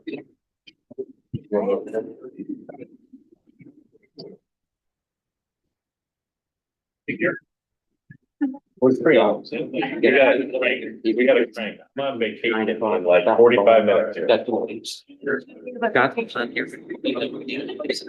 Yeah, All right, Randy, let's rock and Yes. roll. yes. All right, I'm gonna go out of order. Thank you, Linda. We got, two people sitting in the back table that want to tell us things. So I'm going to item 5.2, DPW water regulations, new construction water service lines. Scott, please come forward and present. Jimmy, what are you here for? Me? Yes, Just going to the very last. okay, all right. I'll get you next. And what about these dates too? Yeah, Alan, what are you here for? Same. Okay. Oh, you just want to talk about that? Yep. Okay. Didn't want to just hang out tonight? Well, It's good to hang out. they've been doing a good job. That's a good one. Yeah. Hey, Scott. Hey, I don't have my bag. In the work that Rita was doing, there was a garbage that we're looking to get rid of and put it into our water regulations. So it says, All new construction must connect to the town's water system when town water is available. Got it? Yes, that's what we'd like to move to our regulations and take it out of the, Select board policy. policy. Oh, okay. Okay, motion to do that. Makes sense. Second. Okay, motion by Jane, second by David. Amy seems to be MIA. So, This is a problem? yeah, I mean, where is there anywhere that, town water is available and people are drilling wells instead? No, but. We don't want them to have the You just option. want to button it up. Yeah, we just kind of make sure it's in the regulation that. Okay. You're grabbing our water, drilling a well, the water's good. This just ties into your cleanup of your policies. Yeah, yeah. I have no That's problem only with for it. new construction though, not for irrigation wells. or that kind of stuff. Okay. The domestic water. Domestic water, okay. Okay, All right, make a so motion to approve what? Jane already did. Oh, second. David seconded it. It's been a long night already. And Amy, yeah, all those in favor? Aye. Aye. Okay, motion passes unanimously. Next up, we're gonna go to item 6.2, ADU compliance.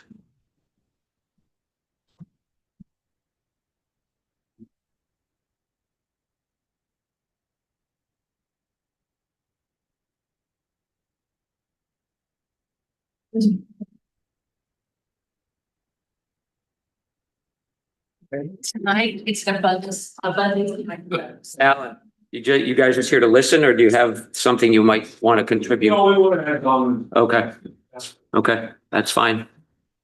One of you, whoever wants to start, feel free, please. The ADU bylaw that the town meeting approved at the October town meeting was finally approved by the Attorney General on early June, the June 2nd or whatever it was. And for the most part, the entire article was approved with a few little things like there was a, just for clarity, the section about parking, requiring off-street parking, one parking space was thrown out because a kind of on a technicality, and said if you're within a half mile of a public transit, you can't require that. So that can be easily corrected by simply inserting that wording. The pre-existing non-conforming structure shall not be made more non-conforming by the conversion to an ADU. That was struck entirely. And a couple of words here and there about single-family dwelling. One of the things that the Attorney General didn't strike, but they made it clear that the zoning bylaw requires certain utility connections to the water, to the sewer and stuff like that. And although they didn't strike it, they said that a basic zoning bylaw did not require that. That is municipal service institute, the municipal electric company, the municipal water company, stuff like that. And we have 2 ADUs pending right now. One is on sewer, one is on septic. Septic is governed by Title V, and boy, is that complicated. So I won't even go into that. That's a Board of Health issue, but the Title V, at least according to Mr. Lippman, clearly spells it out. So that's fine. But for the municipal sewer and water, we believe that the town can require or not require a separate water or sewer connection. Our town council will clarify that when they go through the rewrite of the bylaw and clarify that. But because we have 2 ADUs in front of us, one of them is proposing to tie into sewer through the house. The other one is proposed to tie into water through the house, basically one connection to the street. And you, as sewer and water commissioners, it is up to you to decide, is that appropriate or not appropriate? In some cases, it may be, in some cases, it may not be. In other words, they've got a 3/4 inch line. Most houses are fed with a 3/4 inch line. And maybe it's adequate. It's, there's 50 feet to go to the street or 60 feet to go to the street. It's probably not a big deal to require a separate water line connection. But if you're, some houses are hundreds of feet off of the road, well, does it make sense? Or is it kind of a wait and see? I don't know the answer to that. But you as water commissioners and sewer commissioners, that's up to your decision. So that's why we're here tonight, because of the items in front of us. Once somebody applies for an ADU by the zone bylaw, we basically have 30 days to review it, or 28 days, or whatever the time frame is. And because they've applied at the last meeting, which was last week, we basically have to early first meeting in July to make a decision and give some clarity on these items. Okay. So Jim, just for my own clarification, I see Bill's up there too. So does it have to be an either or? I mean, do we have to say you always must, or can it be subject to? I don't know the answer to that. That's why we're at that. This is your area of expertise, not mine. Scott may have some ideas on that or opinions on that. I don't know. Let's hear from Scott, and then we have two audience members and maybe Bill, and then we can talk about. Yeah, so I just pulled our regs and I sent Jennifer. I'm not sure if she sent it out to see or not, but under the water regulations, it says service pipes. Each individual unit must have its own water service consisting of a corporation, curb box, etc. And the sewer regulation says accessory building sharing the same building sewer in the same lot may be approved by the commission. So it's kind of. Just a little bit of clarity on the sewer connection under Title V. And this is what the has told us, that they can share a septic tank, but the connection has to be before there can only be one connection to the septic tank, and it has to be at only one connection to the inlet. So you can't have two feeds into it's going to be one feed. So they both have to go into one somewhere, either in the house or however they're connected. Okay. Bill, do you have any comments on this? You're muted. No. Jim stated it pretty well. We can't regulate it by zoning, but you can regulate it for municipal purposes. Okay, thank you. Mr. St. Hilaire, would you like to say something? Sure. Come up to the microphone if you would, please. You can come right up front here. Don't be scared. Be scared of him on the end. That's all right. So I am one of the ADUs in process. It's on North Maple Street. It's on sewer. A lot of these are going to be developed in Massachusetts. For those of you that are unaware, the governor just passed new zoning laws statewide to allow these with the intent of making them both accessory to a principal dwelling and also reasonably achievable, not very expensive. The law was written, in my opinion, very well to tackle a lot of what ifs and lay it out so that these can be constructed on the cheap, for the lack of a better term, and not in a complicated way. I am in the property management business. For any of you that don't know, my wife and I own a business. We work in Amherst, Hadley, Northampton. We manage hundreds of units. So we've got a pretty good experience base with shared sewer lines, shared water lines, configurations that work, configurations that don't work. To Ms. Keegan's point, I don't think it's a one size fits all. I think that what works for one address may not work for another address. If the line's undersized, if it's not the right material, if the sewer line isn't adequate, if the sewer line is clay pipe, it's up and down and full of roots. We had our sewer line inspected, cameraed, depth measured, locations measured. And our proposal is to tie into the yard because it's a 4-inch AC pipe that is adequate. What I think, and I spoke with Scott at the DPW last week about this. If it's one structure, if the ADU is attached to the principal dwelling, then we're not having this discussion. If it's detached, if it's in the backyard, if it's a granny flat, then we are.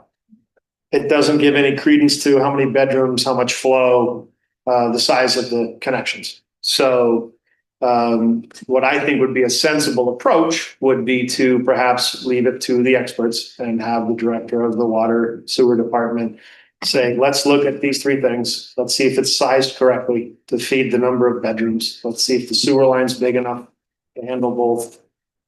Because these accessory dwelling units are meant to be accessory too, and to never be separate. You're not gonna sell off. If you build a separate accessory dwelling unit, you're not gonna sell it off separately. So there's no issue of, oh, now I'll share a sewer line with my neighbor. So to have the shared line, if it meets all the other concerns of flow and capacity and integrity, should be on the table. On North Maple where we are, the sewer main is something like 6 or 7 feet below the road and across it. So we're gonna dig up North Maple Street, compromise the integrity of the pavement, which was just redone. Have to involve diverting traffic, putting in road plates, flowable fill. Because of what, in my opinion, amounts to, and correct me if I'm wrong, Scott, there's language in the regulation that says 2 separate buildings have to have separate connections. But that language was written well before, and in my opinion, under different circumstances to an accessory dwelling. So if you build a 2-car garage and you have a studio with a bathroom above it, that is similar to what I see these accessory dwellings as. So if the regulations were changed to say that it's at the approval of the water sewer director, and if someone was aggrieved by that decision, then they come before you for some sort of variance or to be heard on an appeal. That to me seems like it would be a sensible approach to this. Scott, I mean, I like the idea of flexibility, right?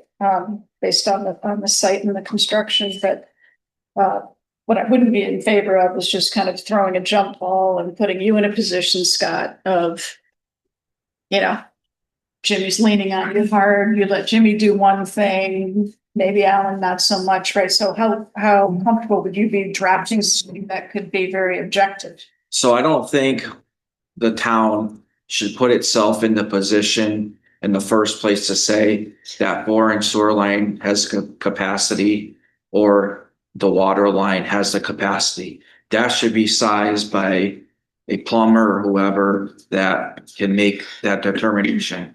I would feel if we said, oh, that 3/4 inch line current that's there currently can serve it and it doesn't, that kind of puts us out there. We don't size pipes for anybody or any building. Like a new building comes in, a plumber or whatever sizes that water line to what they need for fixtures, etc. There's, you know, mathematical equations for that kind of stuff, which I think that a plumber or whoever should bring forward or to the owner, say, yeah, it'll work or it won't. I don't think we should put ourselves in that position to say that. So I would actually go the opposite direction of what this current regulation says. I've done a few of these ADU connections, and I know East Hampton, for example, requires that water and sewer connections be run off the main dwelling unit because the idea is that you minimize the disruptions to the road and you minimize the possible future maintenance costs for the town by having multiple taps in front of the same house and tearing up the road, multiple sewer connections to serve, you know, an ADU. So I would lean more towards requiring the ADU to use the existing water and sewer connections from the main dwelling, and with that requirement being waived by the water and sewer commissioners in the event that it was unfeasible to do that. Because you want to talk about lowering costs, it's a massive difference in sewer, was it the fee? Yeah. The impact fee Exactly. and all the other things to somebody that's trying to put in an ADU. So I think we should default to running through the main dwelling and then allow us as water and sewer commissioners to make the exception if required, rather than Scott. Okay. David, the only thing I would suggest, I agree with you on this, what you're saying. The water side of things.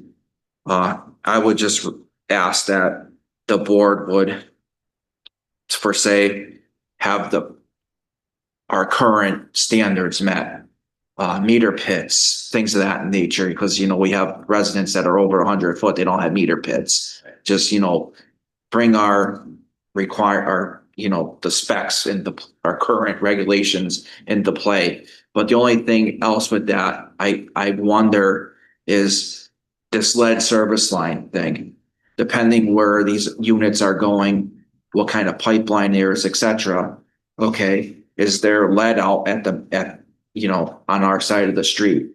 Well, somebody should really be verifying that before we move forward with all the current notifications that need to go out. You know, we should really try to take advantage of lessening our list of future problems with the lead service line. Depending, you know, some areas we know that it's not there, others it's a maybe.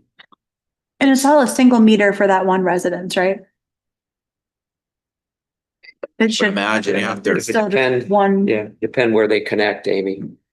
But yeah, I mean, the house is gonna have a meter in the house. If you tie into the line before the meter, then you're getting free water. So we can't have that. I mean, we want to be cognizant of that kind of stuff. My feeling is, except for that kind of stuff where the town mandates a water meter, the meter pit, et cetera, I say take the onus completely off the town and let Mr. St. Hilaire decide if he wants a shared sewer and a shared water line. And if it becomes a problem, that's his problem, not ours. If he's got a 4-bedroom house as the main unit and a 2-bedroom ADU, and everybody decides they're going to take a shower all at once and there's no water pressure, he can't come, and we'd need to stipulate this in any kind of permit or approval that he cannot come to the town and complain because the town didn't cause the problem. So if we mandate one way or the other, then I think the developer can come to the town and say, hey, you told me I had to do this. If they make their own decision, then it's on them. Yeah, I agree with that. That's what I was saying that, but the only thing I would ask is if the person could be made to meet our current regulations, like the potential one on Bay Road. The house is way off the road. Currently, there is no meter pit. When the house was built, it wasn't part of, you know, the equation. Like something like that, I think we should. Yeah, I agree with that. You know, yeah. You want to do this, fantastic, but you need to meet our current regulations. Yeah, I have no problem with that. So the only thing I would I'll be honest. the only thing I would slightly disagree with you on is that if we say, let the builder, developer, whoever decide on which direction they're gonna go, there is some, I guess, risk to the town long-term for ongoing maintenance for multiple taps and issues down the road, as well as, yeah, we have flowable fill rules on some roads, but most roads we do not. So we're gonna have roads that are torn up and patched and in the end cost us more with road maintenance. So I think that's why I said if we could encourage, encourage through the main dwelling with the option to come to us for an exception to say, hey, no, we can't do this because of X, Y, and Z. That, you know.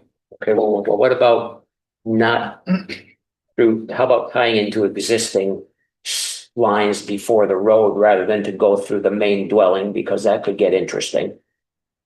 If I have a ADU in my backyard and I have to blast a hole through my foundation to tie into the water line. Okay, so that's, I guess you're right. I would phrase it as tie into existing water and sewer lines where that's done. Prior to. Yeah, at least if you're not having to go, like he said, across the road and 7 feet under the road and tear up Maple Street, then that saves him money, saves us the maintenance, because that connection is going to be on his property. And when it fails, he's going to be responsible for replacing it, not us. Yeah. The one thing I'd like to add to that is that I don't think it's legal to connect before the meter. So I think that's kind of off the table. We had proposed to supply the water. There's a 3/4 inch connection going to the primary residence, and we proposed the water line to continue out to the ADU. The sewer line would be joined in the yard. And there'd be clean outs everywhere. Believe me, I don't want to back up sewer. I deal with that all the time.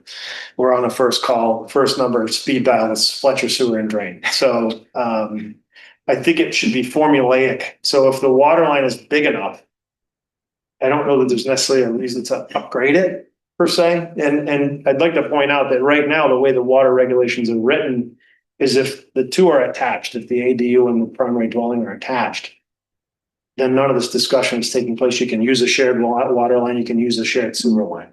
So just because they're freestanding on the same parcel, if it's a capacity issue, then it shouldn't matter whether how they're situated. If you've got 4 bathrooms in total, 2 in the main house, 2 in the ADU, then you've got 4 bathrooms coming in the water line and going out the sewer line. If my house has 5 bathrooms and it's one single family house. So it's more, in my opinion, it should be more about the capacity of the service line than, how it's fed or where it's fed. Is it 1 meter? Is it 2? Under Massachusetts sanitary code, you can sub-meter the water sewer charge to tenants, but it would have to be 2 separate meters. This particular property has a water meter for the house and it has an agricultural irrigation meter, which with the flip of a switch at the billing office could be made into a water sewer meter. I don't necessarily need to do that, but my point is there's configurations out there. And I think it needs to be, and I like Mr. Phil's idea of, let's keep it simple unless it doesn't have to be. Let's not overcomplicate. I think that's what we were saying. And if there's a lead line issue, I've seen other towns where they say, send us pictures of your lead service, and the experts can say, yeah, that looks a lot like lead to me. Versus if it's like, no, that's copper. We don't even have to go out. We know that's copper. Hang on, dude. Jane, go ahead. So it sounds to me like if we're requiring that septic systems have joined one entry into the tank. Title 5 is dictating that. Yes, that having one entry into the sewer line, again, from an ADU, therefore not having to go under the street or anything else and having it in the yard of the property. Yeah. That takes the onus off of us as a town and puts it on the owner. And I think that works quite well. Yeah, I think that's what we were suggesting, that would work. But it wasn't the whole thing with the ADUs. I think they can't be more than half the square footage or 900 square feet max. Whichever is smaller. Right. So then you wouldn't, and it's what, 2 adults and whatever children? No, there's no limit on occupants or familial status. Yeah, there's no limit on it. It's by the bedrooms. It's actually by the square footage of the building. And it can't be more than 2 bedrooms, right? No. Is it, No, is that, you can, there's no. it's just square footage? 50% of the square footage of the main building or 900 square feet. Maximum 900 square feet. Let's say you got a 1,700 square foot house, then your accessory building, accessory unit accessory dwelling cannot be bigger than 850 square feet. Yeah, so then that wouldn't really be that much. No.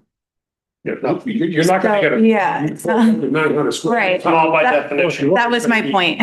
Like, This big. But in reality, you're gonna have probably 2 bedrooms. We might have 3. There's 903. It's gonna be a small house, whatever it is. The question I have on the meters is we just want to be careful of the metering. Because if they're on water metering, not a problem, but if it's on sewer, we don't want to make a meter. We don't want to make a billing nightmare for the water sewer department, depending on how the meters are. And we pay by the meter, correct? The sewer charge is based on the water meter charge? Correct. Okay, so if you had 1 water meter feeding 2 dwellings, it'd be up to the homeowner on how they would charge their accessory dwelling. Yeah.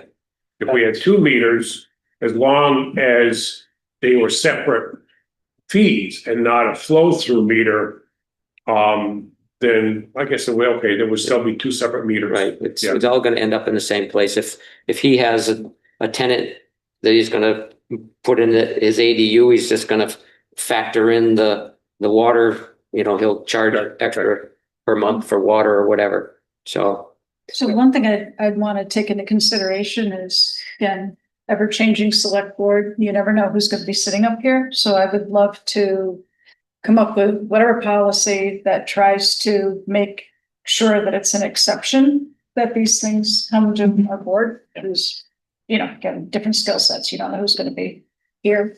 And then wondering, not wanting to impede your progress in any way, but typically we wouldn't be making a policy on the fly.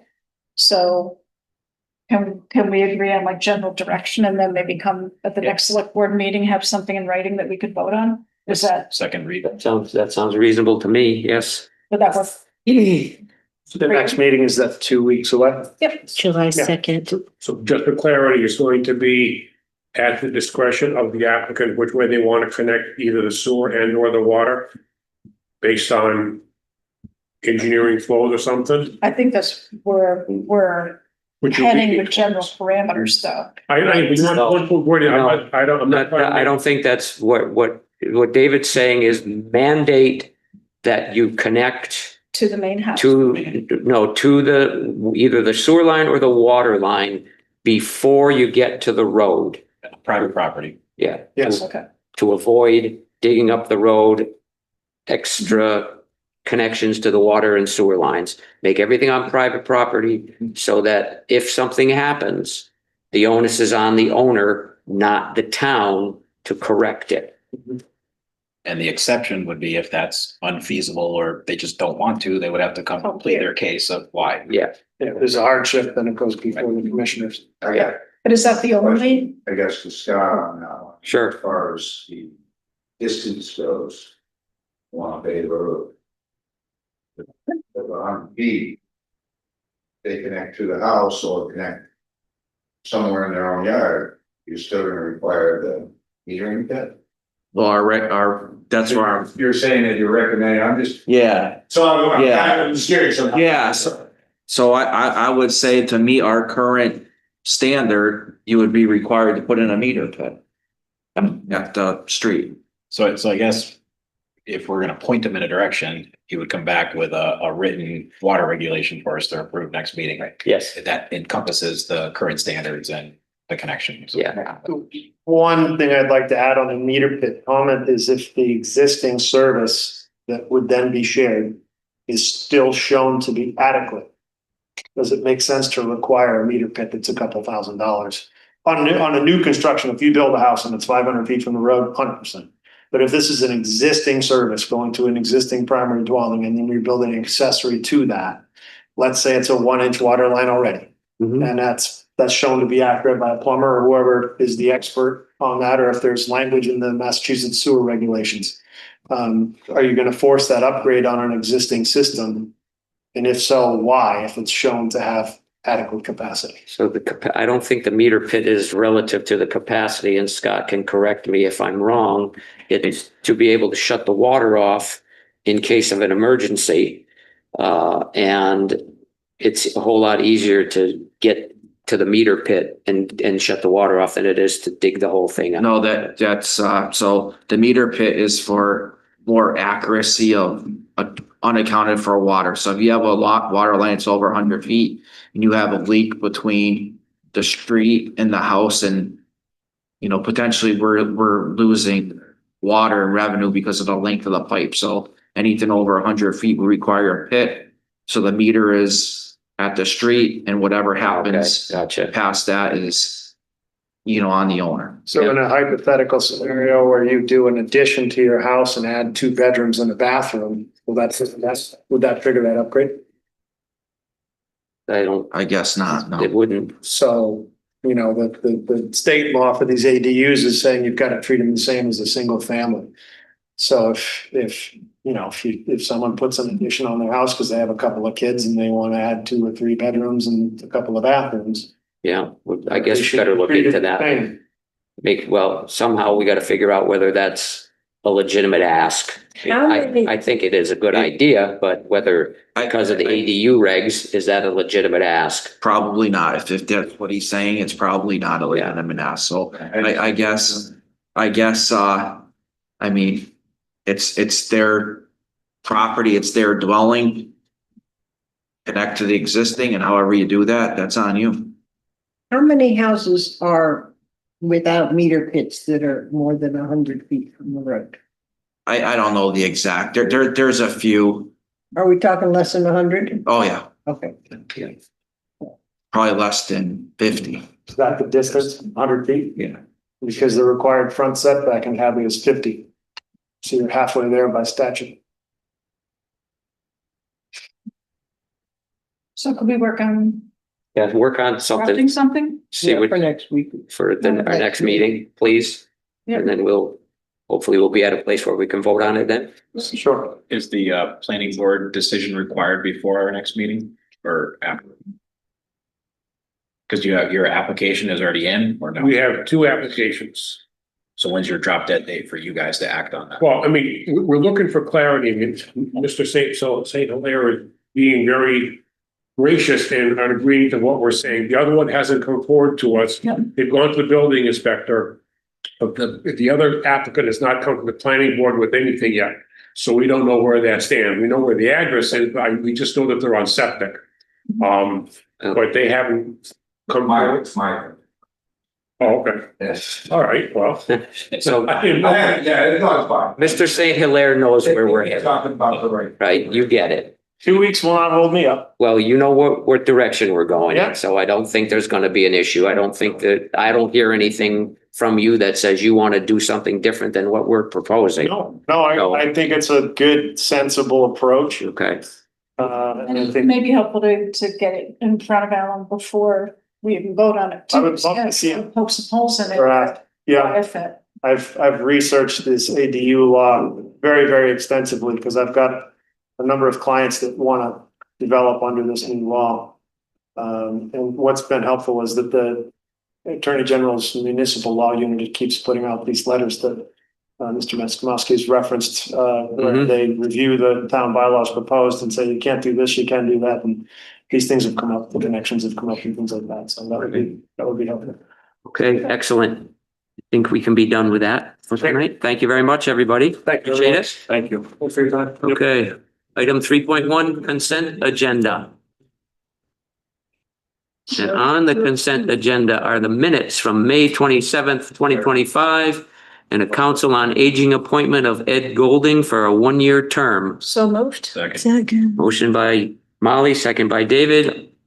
All in favor? Aye. Aye. Moving on, item 4.1, public comments. Anybody here for public comments? Chased them all off. Okay, Had funny, all right. hearing none. Item 5.1, select board policies and index. We sent her home. Rita left us.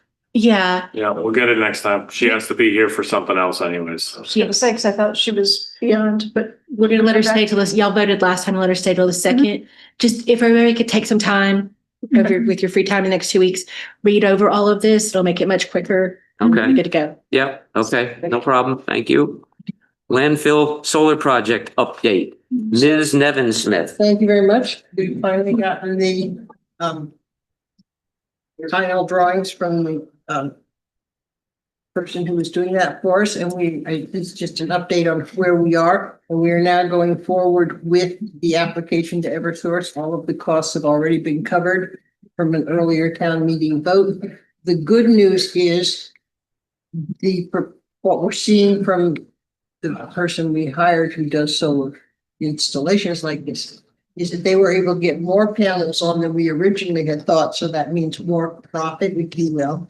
And secondly, Joe Sykowski has a plot that's next to this and is also going to be doing solar. So the cost for the line to the main line would be split with him, which saves us money overall. That's your update. Okay, great. thank you. Thank Question you. is, who signs the application when it's ready to go to Eversource? You or Mike? I don't know. Select board chair. Select board chair. Congratulations. Thank you so much.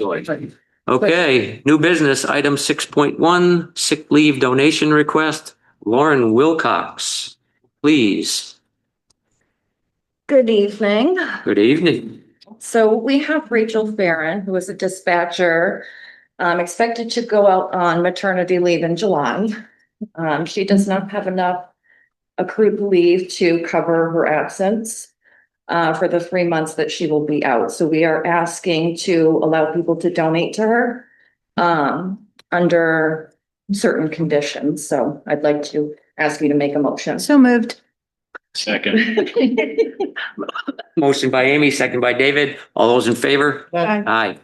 Thank you. And Thank you. congratulations to her. Yep. And her Okay, item 6.3, employee appointments, resignations, and retirements. And I believe it's just my payroll and benefits manager who has left. would you be so kind as to pronounce the name? Katja Tolado Cortez. Okay, she's going to resign effective June 5th, 2025. Correct. Motion to accept. second. Motion by David, second by Amy. All those in favor? Aye. Aye. Okay, item 6.4, board and committee reappointments fiscal year 2026. All of the ones, the list is attached as an Excel sheet. All the people in blue have submitted paperwork and are asking for reappointment to said boards and committees. There are several committees that are left open and have not responded. The Agricultural Commission told me that they will have everything ready for the 2nd. So I'd ask you to appoint everybody in blue. I can read through it really quickly, but I feel like that blue highlight is very clear, and I would ask you to vote them as a suite. Yeah. Just the blue ones. Just the blue ones. What do the other colors mean? Just out of curiosity. The very bottom, there's a nice key. Oh, get way down. Yeah, it's a massive list. For appointment form. I would like to make a motion that we approve all individuals seeking reappointment as presented in the spreadsheet In blue. in blue. Second. Motion by Amy, second by David. All those in favor? Aye. Aye. Thank you. Okay. Town administrators report. There's only two items that have any significant change. I just wanted to keep everybody posted that the town hall HVAC installation was started last week, and we are well on our way to having new air conditioning units in town hall. And just want to bring everybody up to speed that we have continued our discussions about the levy situation. We did have a meeting with several legislators. Senator Comerford and Rep. Gomez were at the meeting. And we have identified multiple grants that we may be able to apply for. They'll be sending us all the information, and we will be researching how to move forward with some of those issues so that we can get some of our emergency repairs done. Other than that, all is well.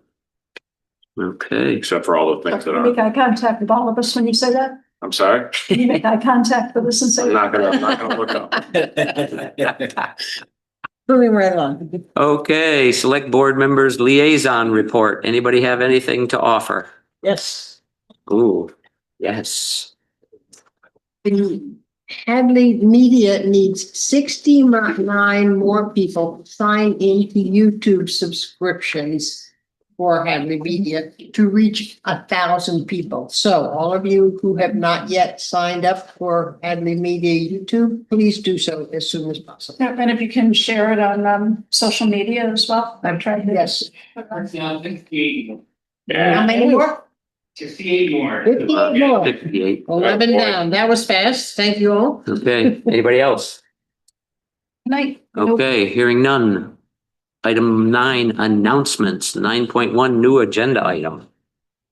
What is that? What's that? Jennifer told me to read this one. So unless you want to do it, I'm happy to. Go for it. All right. So congratulations to Bill Dwyer, who was just elected as the chair of the Pioneer Valley Planning Commission. Wow, congratulations, Mr. Dwyer. Yeah. And then Citizen Academy applications are now available. Email them to info@hadleyma.gov. And then already soccer registration is now available for the fall, I'm assuming. Yes, that is correct. Yeah. Awesome. Anybody else have any announcements? I have one. We have two passings. People from town, Philip Duffy and Blake Keady. The select board sends condolences to both their families. And item 10, executive session. I would like to make a motion that we move into executive session pursuant to Mass General Law, Chapter 30A, Section 21A, 2 and 3, to discuss strategy in preparation for negotiation with non-union personnel for the town administrator and with respect to collective bargaining or litigation if an open meeting may have a detrimental effect on the bargaining or litigating position of the public body. This will be for the police union and the dispatch union, and we will not be reconvening in open session. Okay. Amy made a motion Second. and Jane made a second. As Chair of the Hadley Select Board, I state that the board has moved and seconded to enter into executive session, and that I state that discussing the matter in open session will have a detrimental impact on the bargaining position of the town of Hadley. Roll call vote, please. Roll call vote, Phil. Yes. Keegan. Yes. Isaac. Yes. Nevin Smith. Yes. And Parsons. Yes.